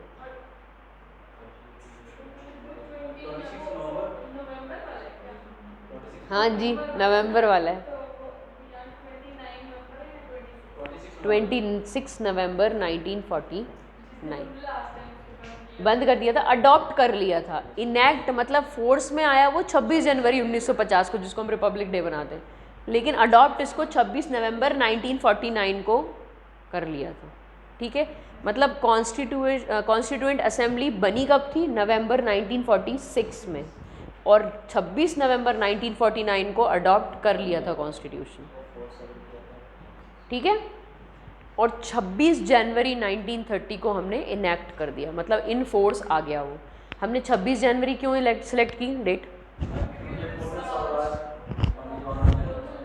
लाहौर सेशन ऑफ कांग्रेस में पूर्ण स्वराज डिमांड किया गया था for the first time in Lahore session by Jawaharlal Nehru 1929 में। तो उस डेट को हमने फिक्स कर लिया कि अगर हम इंडिया को रिपब्लिक डिक्लेयर कर रहे हैं तो हम चाहेंगे कि इसी डेट पे किया जाए, 26 जनवरी 1950, जिसे हम रिपब्लिक डे के नाम से भी जानते हैं। ठीक है, उस टाइम पे एक प्रीएम्बल था, 395 आर्टिकल्स थे और 8 शेड्यूल्स थे। ठीक है, जब हमने अडॉप्ट किया था, आ सकता है ये फैक्ट याद रखना, 395 आर्टिकल्स 8 शेड्यूल्स। ठीक है, अडॉप्ट हुआ था 26 नवंबर 1949 को, इनैक्ट हुआ था, परफेक्ट, सब आता है आप लोगों को। ठीक है, अब क्या क्रिटिसिज्म था कॉन्स्टिट्यूएंट असेंबली का? पहला तो ये कि it is dominated by lawyers, lawyers he lawyers थे, और ये सारी पढ़ाई बाहर से करके आए हैं। ठीक है, तो जो इंडियंस थे उनको था कि समझिए नॉर्मल क्रिटिसिज्म है, इतना कुछ नहीं, मेंस में काम आ सकता है ये। बकवास, ऐसे तो फिर यार इतना बड़ा कॉन्स्टिट्यूशन आप बना रहे हो तो ऑब्वियसली अच्छा है, प्लस अगर आप इतना बड़ा टास्क कर रहे हो तो सबको तो खुश नहीं कर सकते ना, कोई सेक्शन तो हो गई। तो कि आधे लोगों ने बोला कि बहुत टाइम कंज्यूमिंग, मतलब बड़ा टाइम लिया इन्होंने, बड़ा पैसा खर्च किया है। आधे लोगों ने बोला कि सिर्फ लॉयर्स ही लॉयर्स थे, हमसे तो पूछा ही नहीं गया। ठीक है, आधे लोगों ने बोला कि तो पूरा का पूरा ही चेप लिया है बाहर से, फ़ायदा क्या है इसको इंडियन कॉन्स्टिट्यूशन बोलने का। ठीक है, तो ये सारे क्रिटिसिजम्स थे कि लॉयर पॉलिटिशियन डोमिनेशन थी, कि ज़्यादातर लॉयर्स ही लॉयर्स थे। दूसरा है कि कांग्रेस की डोमिनेशन थी, ज़्यादातर मेंबर्स जो थे वो कांग्रेस के थे। तीसरा है कि टाइम कंज्यूमिंग, बहुत ज़्यादा टाइम लिया हमने बनाने में। चौथा बोल सकते थे कि ये सॉवरेन बॉडी नहीं है, क्योंकि आपने डायरेक्ट इलेक्शंस तो किए नहीं है कॉन्स्टिट्यूएंट असेंबली के, तो रियल रिप्रेजेंटेशन तो हुई नहीं है लोगों की। आपने इनडायरेक्टली इलेक्ट कर दिया या आपने हेड ने नॉमिनेट कर दिया, तो ये रिप्रेजेंटेटिव कहाँ से हुई? अच्छी तरह से रिप्रेजेंटेशन थी नहीं इसमें। फिर बोला गया कि हिंदूज़ ज़्यादा थे, फालतू की चीज़ें, ये कुछ वो करने वाली बात नहीं है। बट हाँ, अगर आपको एक पता होना चाहिए कि अगर आपको मेंस में लिखने आ जाए तो आपको पता होना चाहिए कि क्या क्रिटिसिज्म हो सकता है कॉन्स्टिट्यूएंट असेंबली का। उसके बाद हाँ, ये मैंने आपको बता दिया कि रिप्रेजेंटेटिव बॉडी थी नहीं। अब कुछ इंपॉर्टेंट फैक्ट्स हैं, वो भी मैं बोल रही हूँ, ये इस पेज पे दिए हुए हैं, ये अंडरलाइन करके याद कर लेना, इंपॉर्टेंट फैक्ट्स। ठीक है, कि किसने डिज़ाइन बनाई थी नेशनल फ्लैग की, किसने हिंदी में कॉन्स्टिट्यूशन की डिज़ाइन बनाई थी, ये सारी। Elephant was adopted as the symbol of the constituent assembly, जो हमारे नेशनल एम्बलम का भी है। ठीक है, ये सॉरी नेशनल एम्बलम का तो वो है लाइन, 4 लाइन, अशोका पिलर, ठीक है। तो कॉन्स्टिट्यूशन का साइन क्या था?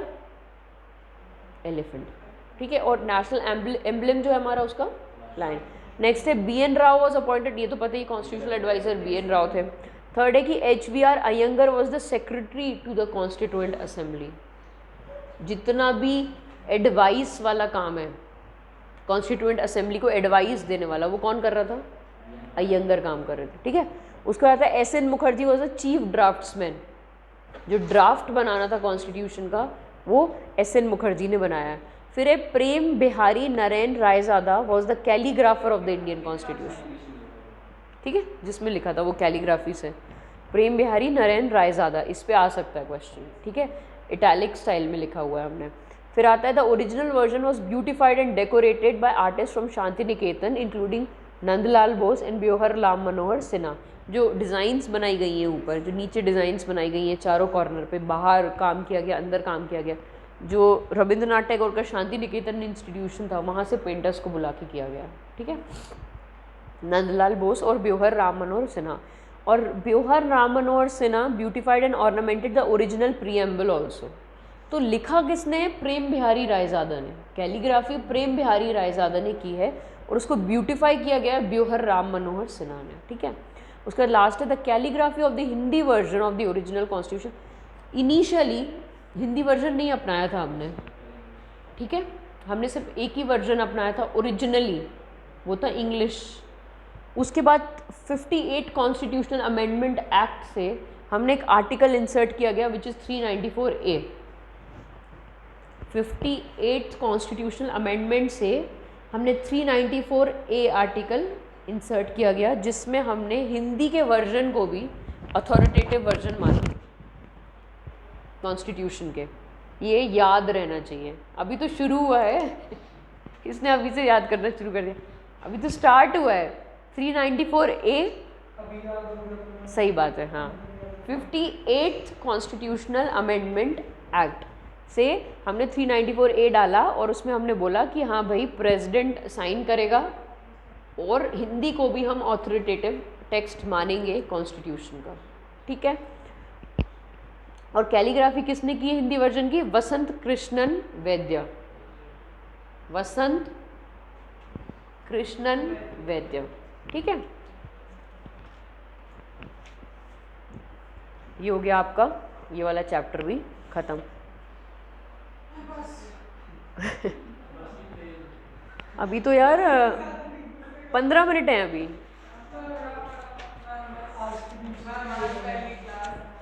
Salient features of the constitution.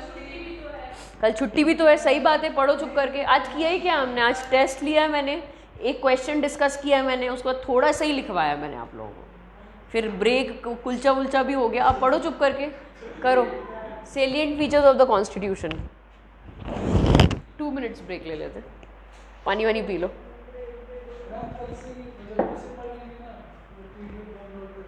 तो ज़रूरत ही नहीं प्रोजेक्टर से पढ़ाने की, बुक तो लाना ही है। बुक इसलिए भी लाना है, नॉट बिकॉज कि मैं पढ़ा रही हूँ तो बुक से आप भी ले आओ, इसलिए कि मिस नहीं होना चाहिए कुछ भी, ठीक है। बुक ले आना, कई बार ऐसा चीज़ होगी जो मैं भी नहीं, मुझे भी भूल गया होगा, मिस हो गया होगा, है ना, तो बुक तो लेकर ही आना।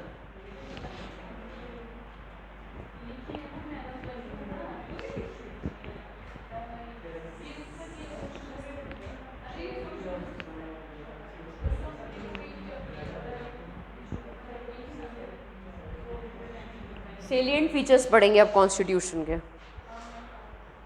पहला सबसे इम्पोर्टेंट, लेंथीएस्ट रिटन कॉन्स्टिट्यूशन है, ठीक है। एक तो लार्जेस्ट डेमोक्रेसी है, ठीक है, आर्टिकल्स बहुत ज़्यादा हैं और हर चीज़ का हमने सिर्फ डिटेल, हमने इसमें एडमिनिस्ट्रेटिव डिटेल्स भी दी हुई है ना। प्रॉब्लम ये है हमने सिर्फ ये नहीं लिखा गया है कि हाँ प्रीएम्बल होगा, वो ये जस्टिस देगा, वो जस्टिस देगा, हमने उसमें भी डिटेल्ड में डिफाइन किया गया कि ये ऑफिसर रिस्पॉन्सिबल है, अगर ये चीज़ नहीं हो रही है तो आप इस ऑफिसर के पास जाओगे। तो एडमिनिस्ट्रेटिव डिटेल्स भी हमने उसमें मेंशन कर रखी हैं और डिटेल में सारे सेक्शंस कवर किए, तो इसलिए वो बल्कि हो जाता है, ठीक है। अब हमारा रिटन कॉन्स्टिट्यूशन है ये भी इम्पोर्टेंट बात है, एज अमेरिकन कॉन्स्टिट्यूशन। ब्रिटेन का पता है क्या है? उन्होंने ऐसे जैसे हम नोट्स बनाते हैं ना, ये लूज पेपर में एक के ऊपर एक, ठीक है, तो उनका ना कंपाइल्ड नहीं है, उनका अनरिटन फॉर्म है। जैसे जैसे लॉ आते जाते हैं वैसे वैसे वो एक के ऊपर एक पेज रखते जाते हैं। उनको नहीं इतना फर्क पड़ रहा है कि हम पूरा कंपाइल करें फिर जिंदगी भर तक उसमें अमेंडमेंट करें, दे आर लीस्ट बॉदर्ड। और अच्छा खासा चल रहा है क्योंकि सुप्रीमेसी क्वीन की है ना वहाँ पे, queen can do no wrong, तो उनको फ़र्क ही नहीं पड़ता, पार्लियामेंट कुछ भी बोलती रहे, क्वीन ने साइन ही नहीं कर, वो मर भी नहीं रही है वो तो, और ना साइन, उसको अगर किसी चीज़ पे साइन नहीं करना है तो कौन होता बोलने वाला वहाँ पे, और अच्छा खासा चल रहा है, वो ना मरती। यार मुझे लगता है जो ब्रिटेन में है वो तो वैसी खुशी से ही उसके 10 साल बढ़ जाते हैं, इतनी सिविलाइज्ड इकोनॉमी, ठीक है, इतना सही वेदर। आप देखो ना, आप यहाँ से बाहर निकलोगे तो आपको ट्रैफिक, धूप, ह्यूमिडिटी देख के बंदे का अलग ही सर खपाई हो जाती है, उसकी स्ट्रेस लेवल ही अलग बढ़ जाता है। अब आप मान लो ऑस्ट्रेलिया में रह रहे हो, आप घर से बाहर निकलो, आपको दूर दूर तक कोई बंदा नहीं दिख रहा, रोड ही साफ दिखे जा रहे, लैंडस्केप इतना अच्छा दिख रहा है, आपका वहीं पे मूड सही हो जाता है, वहीं पे स्ट्रेस रिलीव हो गया आपका। एक घटिया से पार्क में आपने वॉक ले ली ना, आप उसमें ही खुश हो जाओगे ऑस्ट्रेलिया में, क्योंकि बंदा ही नहीं है वहाँ पे, दूर दूर तक कोई बंदा ही नहीं है वहाँ पे, कहीं आपको लाइन में नहीं लगना, आपको हॉस्पिटल में सही फैसिलिटीज़ मिल रही है, यहाँ पे हर चीज़ में लाइन है, हैफाज़ात डेवलपमेंट है, ट्रैफिक का तो पूछो ही मत, मतलब जम्मू जैसी जगह पे भी ट्रैफिक है, तो मुझे तो यही नहीं समझ आता इतनी छोटी सिटी में इतना ट्रैफिक कैसे हो सकता है, क्योंकि कहीं से कुछ भी निकल रहा है, they don't give a dam. आगे बैलगाड़ी चल रही है, उसको फ़र्क ही नहीं पड़ रहा, पीछे मैंने पूरा जाम लगा दिया और लोग उसी के पीछे चले जा रहे हैं। ये मैंने जम्मू में ही देखा है, और ये मैंने और कहीं नहीं देखा। और जम्मू में ये भी है कि हर घर में आपको एक से तो ज़्यादा ही गाड़ी मिलेगी, है ना, सबका अपना अपना है, मतलब अगर आपको आपका वो जो काम 2 व्हीलर पे हो रहा होगा ना, आपने उसको भी 4 व्हीलर पे ही करना है। हिंदू में आर्टिकल आया था, जब हिंदू में आर्टिकल आया था 2014 या 15 में, जम्मू के ट्रैफिक पे अलग से एक पूरा एडिटोरियल था, आपको पता है। और जब मैं यहाँ आई थी ना शादी करके, तब आई थिंक श्रीनगर वाले लोग भी यहीं थे, क्योंकि वो हाँ ठंड, विंटर कैपिटल, तो मैं तो बहुत ही ज़्यादा परेशान, मैंने कहा यार एक से दूसरी जगह पहुँचने में 50 मिनट्स क्यों लग रहा है जम्मू में, इतना तो बड़ा है भी नहीं जम्मू, खतरनाक ट्रैफिक, हैफाज़ात। और ऑस्ट्रेलिया में या आप दूसरी कंट्रीज़ में देखोगे, वहाँ पे ट्रस्ट बेस्ड ड्राइविंग है, उनको पता है आप कहीं भी बीच में रुक नहीं सकते, चालान कट जाएगा, कहीं आड़ी टेढ़ी जगह जा नहीं सकते। तो जब बंदा खुश रहता है तो ऑब्वियसली लाइफ एक्सपेक्टेंसी बढ़नी है। अब ब्रिटेन में धूप ही नहीं निकलती है, मतलब बंदा तंग ही नहीं होगा, ठंड से हो जाएगा, पसीने का ड्रॉप नहीं आनी आपको, आप खुश ही रहोगे ना ऑब्वियसली। और फिर सिविलाइज्ड है इतना, लाइफ इंडेक्स इतना अच्छा है, ह्यूमन डेवलपमेंट इंडिकेटर्स इतने सही हैं, पढ़ाई हर बच्चे को मिल रही है, हर बच्चे को हेल्थ के इंश्योरेंस मिल रहा है तो ऑब्वियसली उनको नहीं है ज़रूरत कॉन्स्टिट्यूशन की, वो अपना सही चल रहा है उनका। India as opposed to Britain American constitution की तरह हमारा रिटन कॉन्स्टिट्यूशन है, मतलब कि हमारे फोर फादर्स ने सोचा है कि ऑब्वियसली आगे का सोच के भी कि हाँ अगले 50 साल में इंडिया की सोसाइटी को क्या ज़रूरत हो सकती है, वो तो डाला ही डाला है, और उस टाइम की चीज़ें भी डाली हुई है। अब अगर हमें एज सोसाइटी इवॉल्व्स, हमें अलग अलग अमेंडमेंट्स करने पड़ सकते हैं जैसे जैसे हमारी नीड्स अराइज होती हैं, तो ठीक है। तो constitutions are classified into written like the American constitution और unwritten like the Britain constitution. The constitution of India is the lengthiest of all the written constitution of the world, ठीक है। It is a very comprehensive, elaborate and detailed document. उस time पे कितने articles बताए थे मैंने? 395 और 8 schedules, ठीक है। अभी एकदम करंट में अगर हम देखते हैं 495 नहीं, इसमें तो 470 लिखा हुआ है, 2019 की बात कर रहे हैं, 493 है आई थिंक, देख लेना करंट में कितना है। नहीं तो आप, अगर आप पूछते नहीं हैं आपसे, लेकिन अगर आपको ने स्टिल ज़्यादा चतुर बन के लिखना ही है मेंस में, तो फिर लिखना यहाँ पे लिखना कि एज इन ईयर 2019, क्योंकि ये ऑथेंटिक इन्फॉर्मेशन है, ठीक है ना, एकदम एक्स्ट्रा लिखने की ज़रूरत नहीं। अगर एकदम ही एक्स्ट्रा मार्क्स चाहिए आपको, लिखना ही लिखना है फैक्ट्स, ठीक है, तो ये इसका रेफर करके लिखना 2019 वाला, ठीक है, एकदम करंट में मत जाना।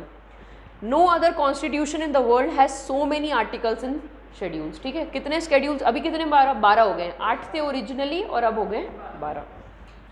अब क्यों इतना लंबा है कॉन्स्टिट्यूशन, ये मैंने आपको बताया, डिटेल्ड एडमिनिस्ट्रेटिव प्रोविजंस भी हैं। The constitution contains not only the fundamental principles of governance but also detailed administrative provisions, ठीक है। Further those matters which in other modern democratic countries have been left to the ordinary legislation have also been included in the constitutional document itself. मतलब दूसरी countries में जो हमने parliament पे छोड़ दिया है, ठीक है, कि तुम लॉज बनाते रहो, हमने वो भी कॉन्स्टिट्यूशन में डाले, इसलिए हमारा कॉन्स्टिट्यूशनल डॉक्यूमेंट बल्कि है। 2 साल पहले ही क्वेश्चन आया था बल्कीनेस पे, इसलिए ये हंसने वाली बातें हैं लेकिन ये पता होने वाली बातें हैं सारी, ये आपको काम आएंगी लिखने के। है ये इतना पैराग्राफी, लेकिन ये आपको पता होना चाहिए, याद होना चाहिए, ठीक है। और दूसरा, मेंस के टाइम रिवीजन का टाइम नहीं मिलता पॉलिटी का, ठीक है, तो जो आपने प्रीलिम्स के वक्त ढंग से पढ़ा होगा ना, वही आपके मेंस में काम आएगा। आएगा यार, तुम लोग क्लियर करने वाले बच्चे हो।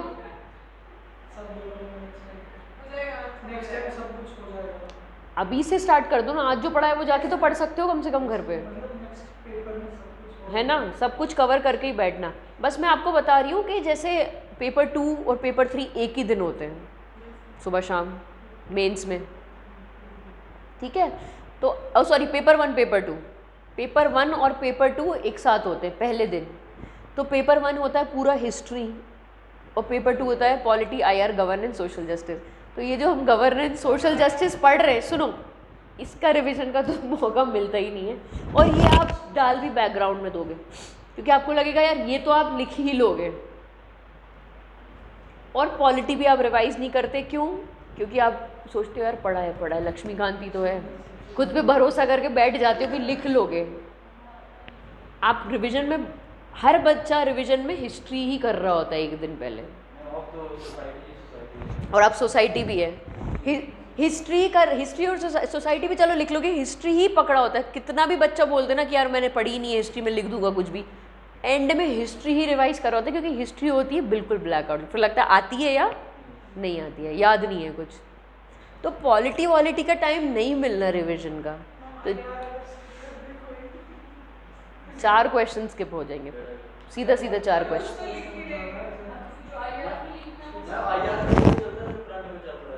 नहीं तो लेकिन करंट में चल रहा है, लेकिन आपको और बैकग्राउंड नहीं समझोगे तो कुछ नहीं, बहुत डायनेमिक है यार।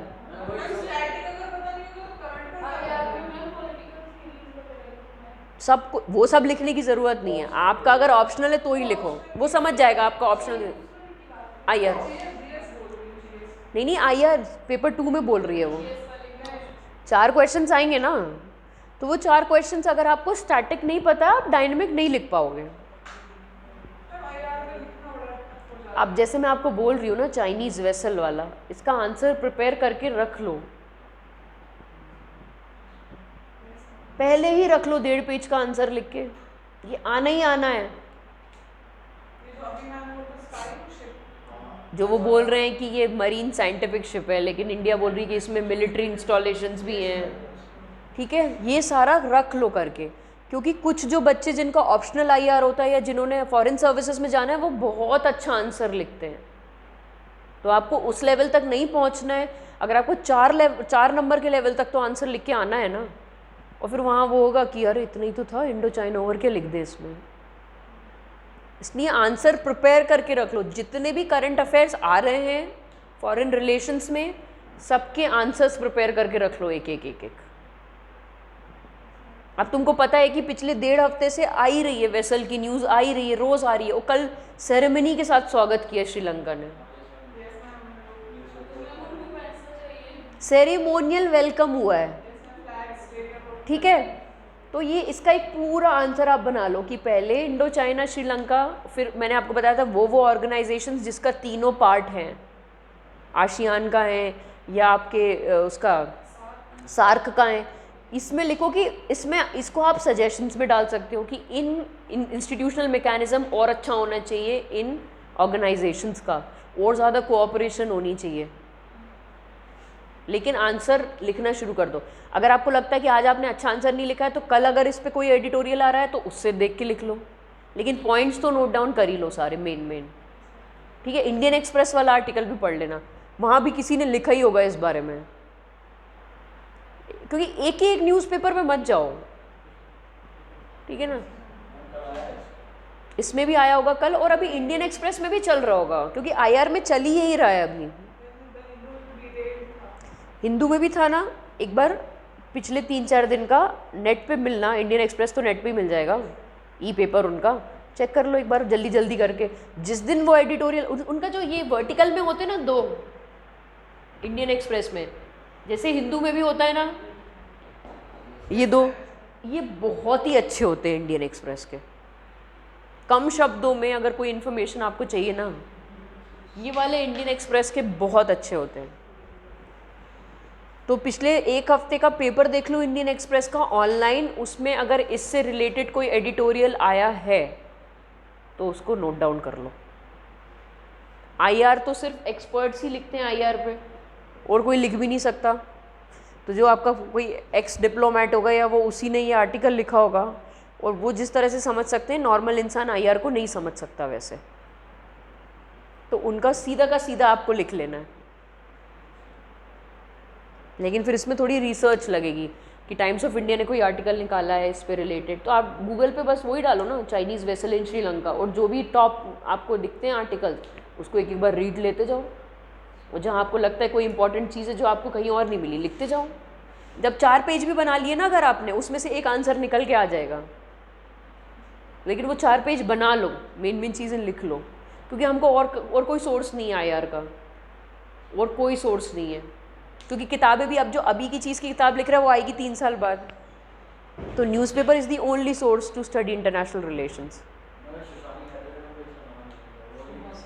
सुहासनी, मैं बोल, जितने भी फॉरेन डिप्लोमेट्स होंगे आपके, ठीक है, जितने भी एक्स डिप्लोमेट्स होंगे, जितने भी अभी एस्पिरेंट्स होंगे, उनका अलग लेवल ऑफ अंडरस्टैंडिंग होता है आईआर को समझने का। अगर वो आपके अंदर है तो वेल एंड गुड, और अगर नहीं है तो यही तरीका है पढ़ने का यार। न्यूज़पेपर्स 4 पेज बना के लिख लो उस टॉपिक के, आएगा ही आएगा वो। इसमें नहीं आया तो यार मेरे को मेंस के पेपर पढ़े क्या किसी के पास, जेकेपीएससी के? ऑनलाइन तो मिल ही जाएंगे वैसे। आईआर पेपर 2 में ही आता है, इसमें भी सेम, लेकिन लेवल कैसा होता है मेंस का? वही कॉपी करते हैं।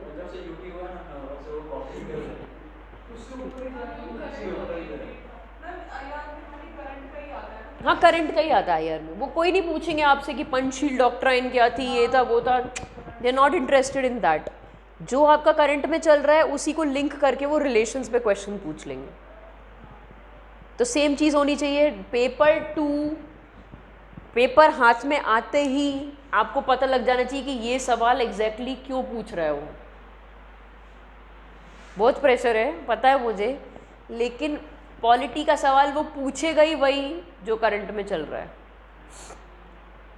वो इस हिसाब से बनाते फ्रेमिंग ऑफ द क्वेश्चन कि आप वहाँ पे आपको क्लिक नहीं कर पाता है कि हाँ इस वजह से पूछा। तो आपकी तैयारी वैसी होनी चाहिए कि क्वेश्चन देखते ही समझ आ जाए कि हाँ भैया इंडो श्रीलंका तो इसलिए पूछा होगा, चाइनीज़ वेसल आई थी इसलिए तैयारी का मोड ही वैसा रखो कि पेपर देना है। ये नहीं कि जो सामने आ रहा है पढ़ते गए, इलॉजिकल है ये। हिट एंड ट्रायल मेथड नहीं लगानी है कि हाँ ये आ गया, ये तो पढ़ ही लेते हैं, अगर आ गया तो नहीं। अगर आपने ढंग से पढ़ाई की है ना, आप एक एक क्वेश्चन पहले से ही प्रिडिक्ट कर सकते हो पेपर 2 में। ठीक है ना, पढ़ाई उस लेवल की करना मेंस में। पेपर 2 बिगड़ता है क्योंकि लोगों का, कितना भी इंटेलिजेंट बंदा हो पेपर 2 बिगड़ जाता है।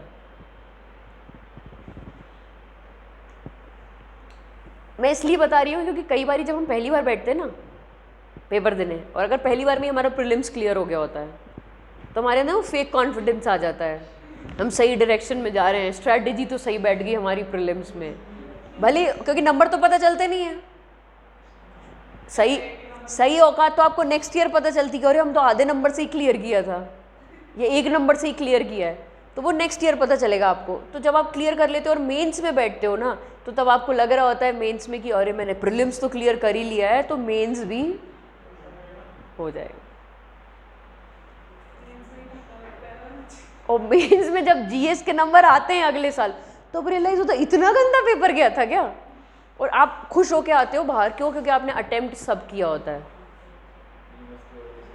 तो ये जो आप बोल रहे थे ना कुछ नहीं लिखना मैडम, सब में एक जैसी होता है, नीचे कंक्लूजन में पॉजिटिव लिख दे, उधर ये ट्रिक काम नहीं आती है। और यार सीधी बात है, अगर आप 3 नंबर का लिख के आए हो ना, 3 नंबर की क्वालिटी वाला, तो 3 ही देगा वो 3 ही देगा। आपकी क्वालिटी 3 की है ना, आपने ऊपर ऊपर से पढ़ाई की है और 3 है, तो क्योंकि और ऐसे यार लॉयर्स बैठते हैं।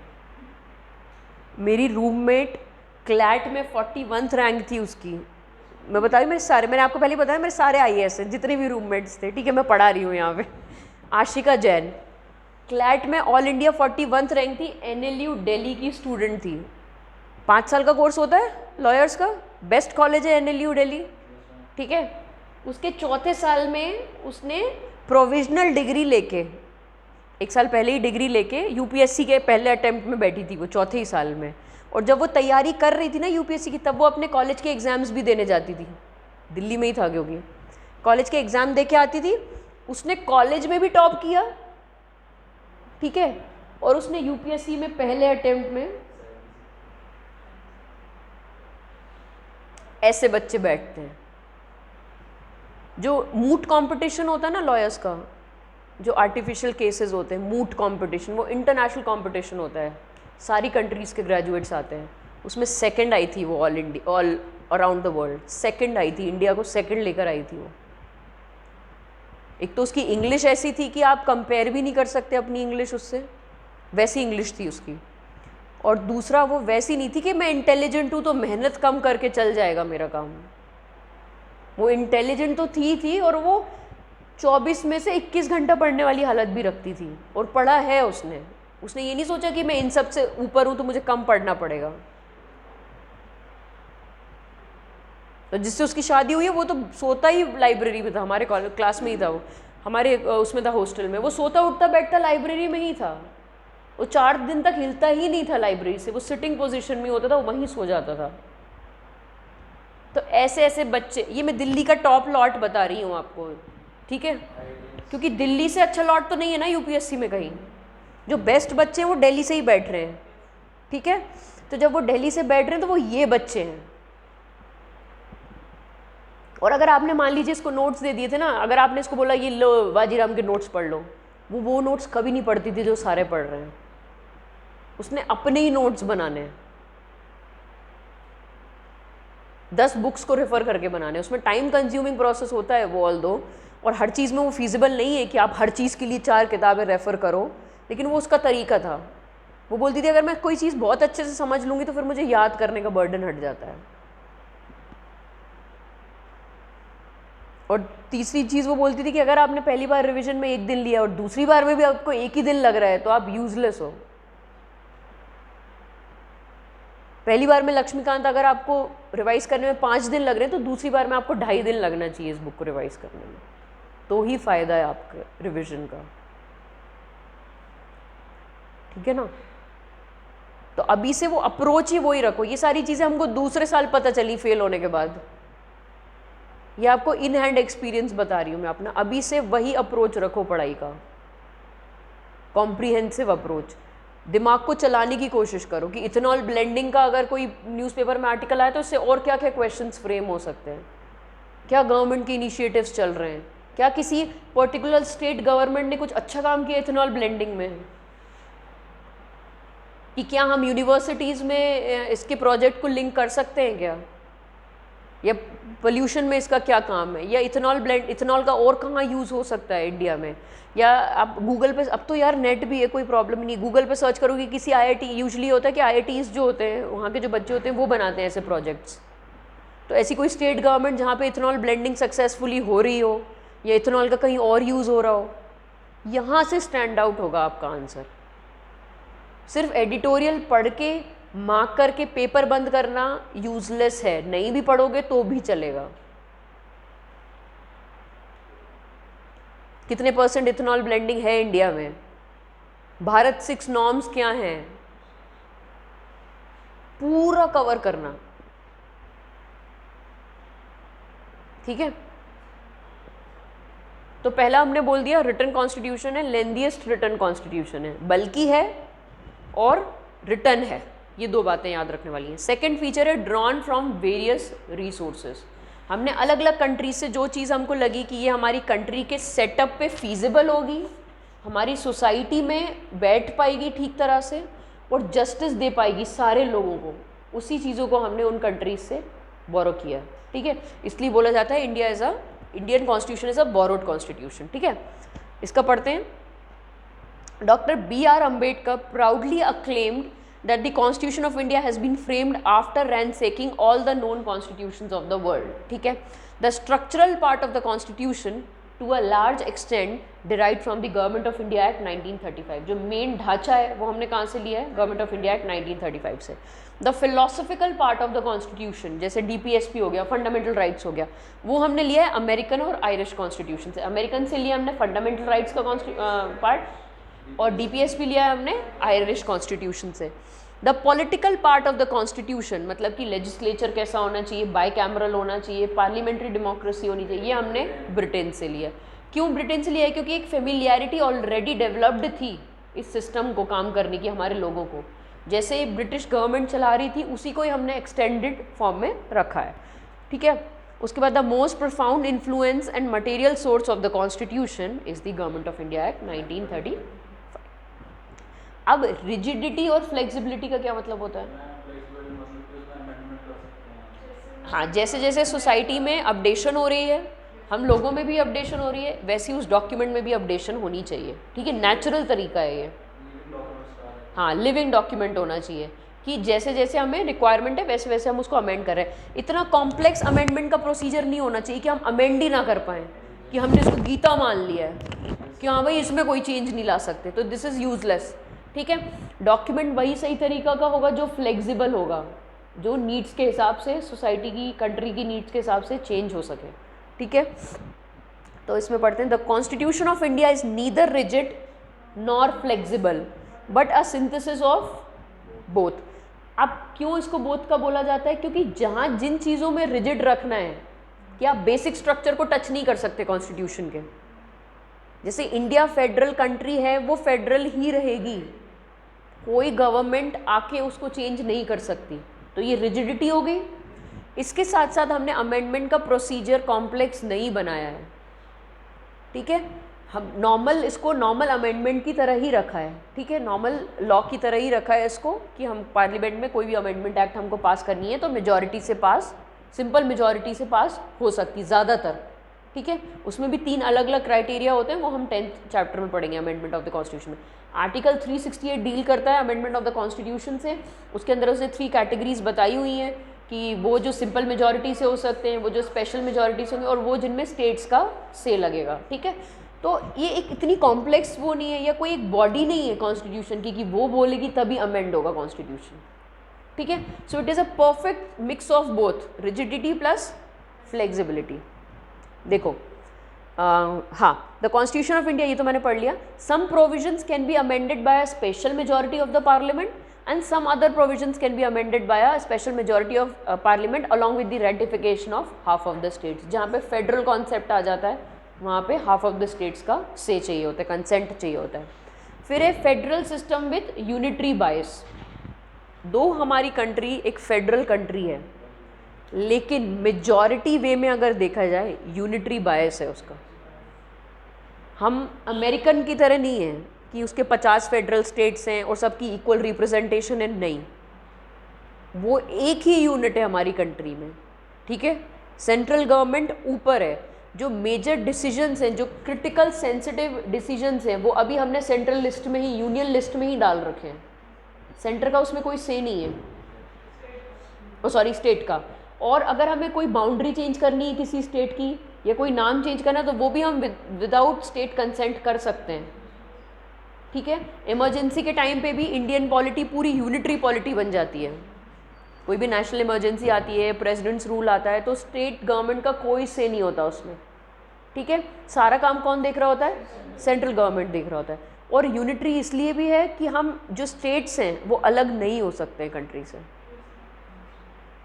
Bharat that is India is a union of states, article 1 बोलता ही ये है। ठीक है, मतलब भारत और इंडिया दोनों का नाम हमने अडॉप्ट कर लिया हिंदी इंग्लिश में और बोला गया कि this is a union of states. मतलब कि स्टेट्स एक तो अग्रीमेंट से नहीं बने गए हैं और दूसरा ये अलग नहीं हो सकते हैं किसी भी हालत में।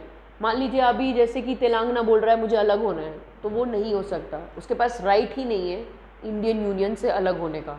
इसलिए बोला जाता है कि यूनिटरी बायस ज़्यादा है। हाँ, दो it is a federal government, लेकिन ये यूनिटरी बायस। अमेरिकन की तरह फेडरल गवर्नमेंट नहीं, कनाडा की तरह फेडरल गवर्नमेंट है हमारा। ठीक है, इसमें आप ये भी डाल सकते हो कि जो गवर्नर है वो भली कॉन्स्टिट्यूशनल पोस्ट है लेकिन वो सेंटर का एजेंट होता है। मतलब स्ट्रांग होल्ड किसका है? सेंटर का ही है। ये मैं इसलिए डिटेल में थोड़ा पढ़ रहे हैं फेडरलिज्म, क्योंकि इस पर डायरेक्ट क्वेश्चंस आते हैं और ये अलग से मेंशन्ड भी है।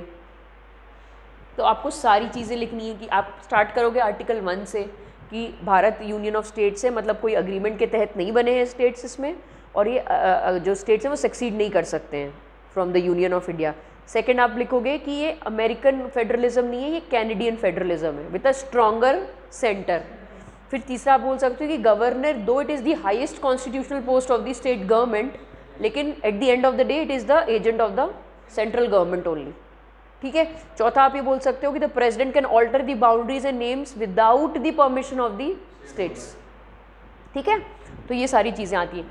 पांचवा सिंगल सिटीजनशिप है। अमेरिका में डुअल सिटीजनशिप है, फेडरल प्लस स्टेट। ठीक है, कि आप इस स्टेट को बिलोंग करते हो, ओहायो को हो या वॉशिंगटन को हो या सियाटल को हो, उसमें इधर उधर मूव करने के लिए यू रिक्वायर अ वीज़ा, और यहाँ पे हम कहीं भी मूव कर सकते हैं। फ्रीडम ऑफ मूवमेंट है within the territory of India. ठीक है, ये पढ़ते हैं। The term federation has nowhere been used in the constitution. Federation हमने कहीं लिखा ही नहीं, हमने क्या लिखा है? Union of states. Article 1 describes India as a union of states which implies 2 things. 1, ये बहुत इंपॉर्टेंट लाइन है, 1, Indian federation is not the result of an agreement by the states. ठीक है, हमने कोई अग्रीमेंट के तहत तो बनाया नहीं है। And 2, no state has the right to secede from the federation, अलग नहीं हो सकता है। ठीक है, hence the Indian constitution has been variously described as federal in form but unitary in spirit. ठीक है, ये भी एक क्वेश्चन आ चुका है कि केसी वेयर ने, पॉलिटिकल एनालिस्ट है, उसने क्वासी फेडरल बोला है, मतलब आधा फेडरल, सेमी फेडरल। ठीक है, अब ये 4-5 पॉलिटिकल साइंटिस्ट हैं जिन्होंने बोला हुआ है, ये पता होना चाहिए आपको। जैसे क्वासी फेडरल का क्वेश्चन आ चुका है, बार्गेनिंग फेडरलिज्म भी बोला गया है, मॉरिस जोन्स ने। ठीक है, फिर है cooperative federalism by Austin, Granville Austin. फिर है federation with a centralising tendency, Ivor Jennings. K C Wheare ने ये बोला है क्वासी फेडरल। ये चारों याद होने चाहिए। क्या? हाँ, लक्ष्मीकांत तो रटी होनी चाहिए। नींद में भी मैं अगर आपसे कुछ पूछ लूँ तो आपको आना चाहिए वो चीज़। हाँ, ये पता होना चाहिए भाई। लक्ष्मीकांत यार 518 हो गया, करे ख़त्म फिर, ये और पढ़ लें थोड़ा सा। क्वालिटी में यही होता है, पता नहीं चलता है। कल कंटिन्यू करेंगे इसके आगे फिर। अच्छा हाँ, कल तो छुट्टी। इतनी खुशी है ना तुम लोगों को, छुट्टी है। तुम लोग बाहर गए थे ना, बोला मैम। नहीं, वो आई थी ना मैम, बोले आए थे।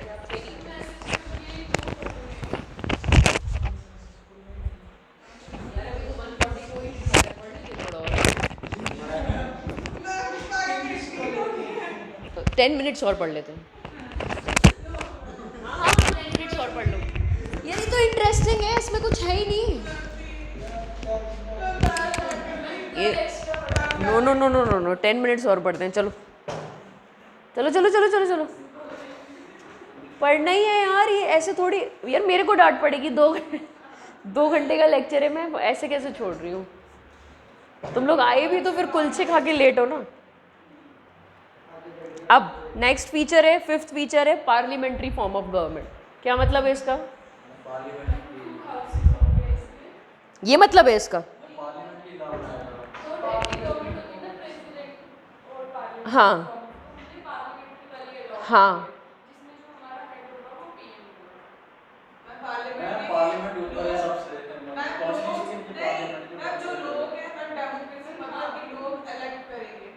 नहीं मैम, रिप्रेजेंटेटिव होगा मैम। क्या पूछते हैं? पार्लियामेंट्री डेमोक्रेसी का क्या मतलब है? Rules and laws parliament elected, yes ma'am.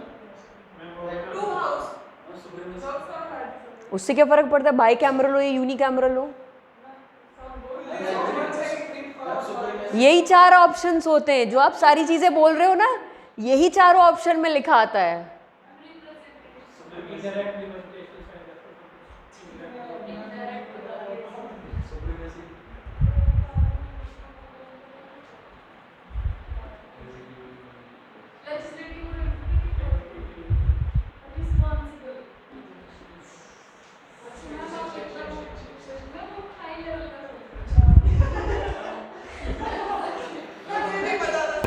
पता था ना, कुछ अलग से नहीं पूछा है मैंने इसमें। पार्लियामेंट्री का मतलब ही यही होता है ना। रिस्पॉन्सिबल है। तो क्यों हमने ये सिस्टम अपनाया? ताकि चेक एंड बैलेंस रहे। अकाउंटेबिलिटी, रिस्पॉन्सिबल है, प्लस फेमिलियरिटी भी थी इस सिस्टम से हमारी, क्योंकि ब्रिटेन में और अमेरिका में क्या मतलब होता है प्रेसिडेंशियल का? हाँ ये तो मैंने ही बताया ना। स्टेबल होते हैं, ठीक है। उसमें जो कांग्रेस है, कांग्रेस बोला जाता है पार्लियामेंट को यूएस की। President is not answerable to anything he does to the Congress. Congress purely legislative body है। मतलब ओबामा को या ट्रंप को, ओबामा की बात करते हैं, ओबामा को अगर उसने कोई लॉ निकाला है या पार्लियामेंट ने कोई लॉ निकाला है और ओबामा ने साइन कर दिया है, लेकिन ओबामा को जवाब देने की ज़रूरत नहीं है पार्लियामेंट में जाके, ठीक है। उसको असिस्ट सेक्रेटरीज करते हैं, ठीक है, जो एक्सपर्ट्स होते हैं अपने अपने डोमेन में। उसको मिनिस्टर्स से कोई लेना देना नहीं है। वो होता है आपका प्रेसिडेंशियल सिस्टम ऑफ गवर्नमेंट। हमारा है पार्लियामेंट्री सिस्टम ऑफ गवर्नमेंट। मतलब मिनिस्टर एग्जीक्यूटिव का भी पार्ट है और लेजिस्लेटिव का भी पार्ट है। होम मिनिस्टर एग्जीक्यूटिव का भी पार्ट है, पोर्टफोलियो होम मिनिस्ट्री उसके पास है, और कैबिनेट सिस्टम का भी पार्ट है, और वो एक मिनिस्टर भी है। बिना मिनिस्टर बने, सॉरी बिना मेंबर ऑफ पार्लियामेंट बने क्या वो मिनिस्टर बन सकता है इंडिया में? बिना मेंबर ऑफ पार्लियामेंट बने क्या वो मिनिस्टर बन सकता है इंडिया में 6 महीने तक के लिए? ठीक है, वाह यार शाबाश।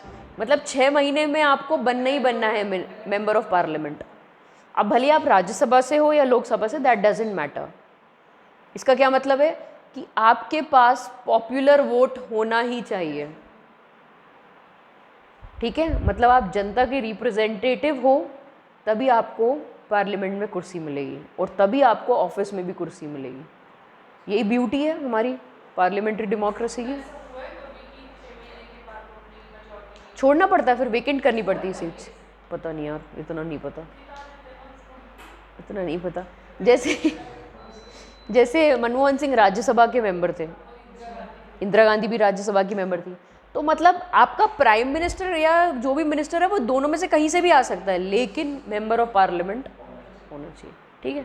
और पार्लियामेंट्री डेमोक्रेसी का क्या मतलब होता है, इसी के बारे में ही बात कर रहे हैं, पार्लियामेंट्री सिस्टम के बारे में ही बात कर रहे हैं।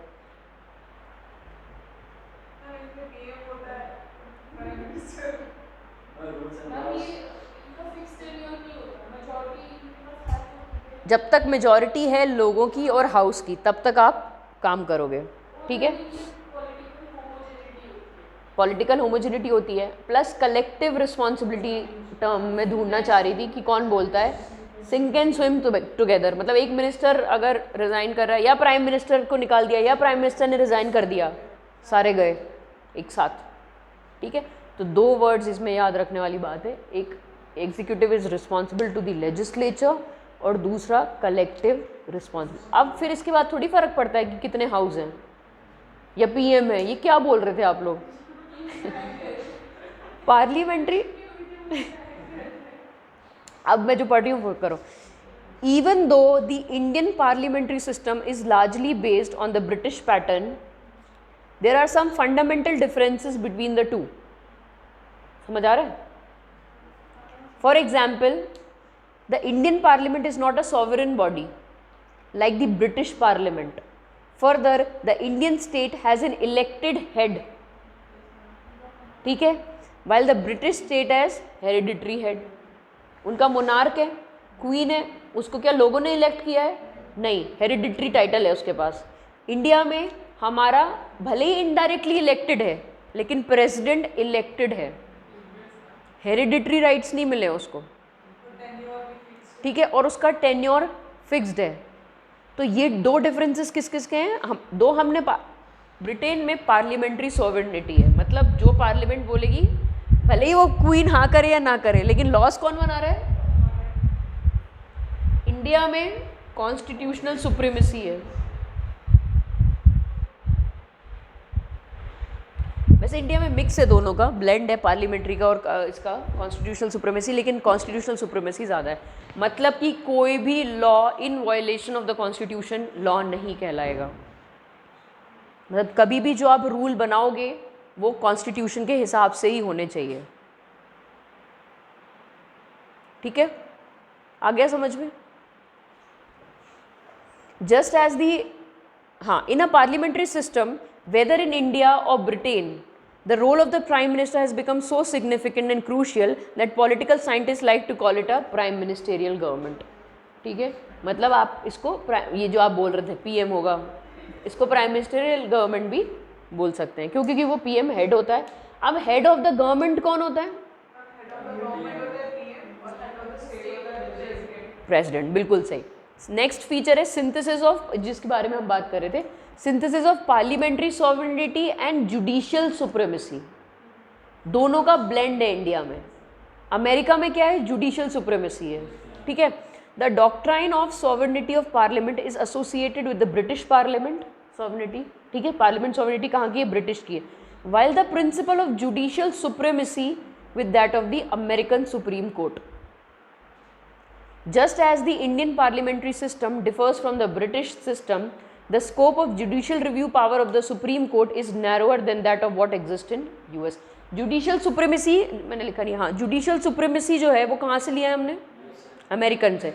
और अमेरिका का स्कोप जो है जुडिशियल रिव्यू का वो ज़्यादा है एज़ कम्पेयर टू इंडिया, ठीक है।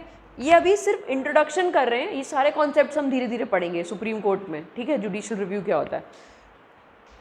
Therefore, India is narrower than that of what exists in US. This is because the American Constitution provides for the due process of law and Indian Constitution provides procedures established by the law. क्या मतलब है इसका?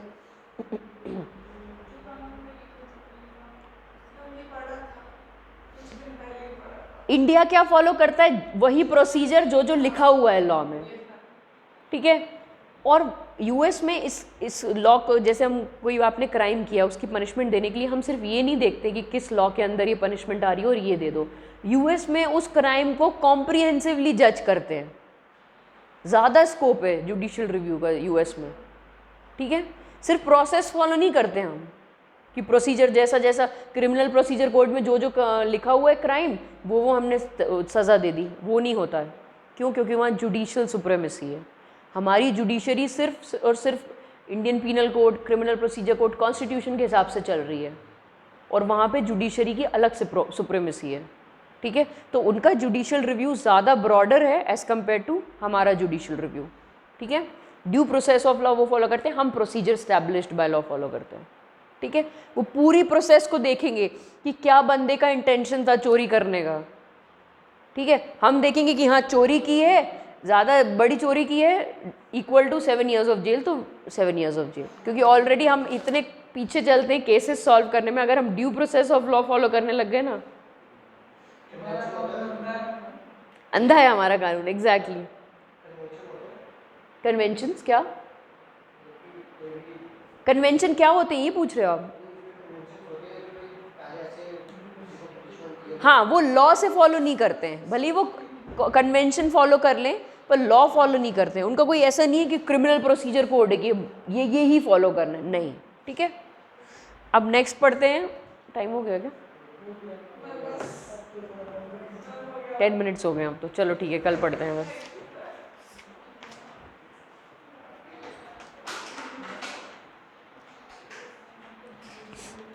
परसों 11:30 से है class. इसने अभी पहन लिया, इसको देखो। परसों 11:30 से है क्लास। मैम से बात नहीं हुई है क्या आप लोगों की?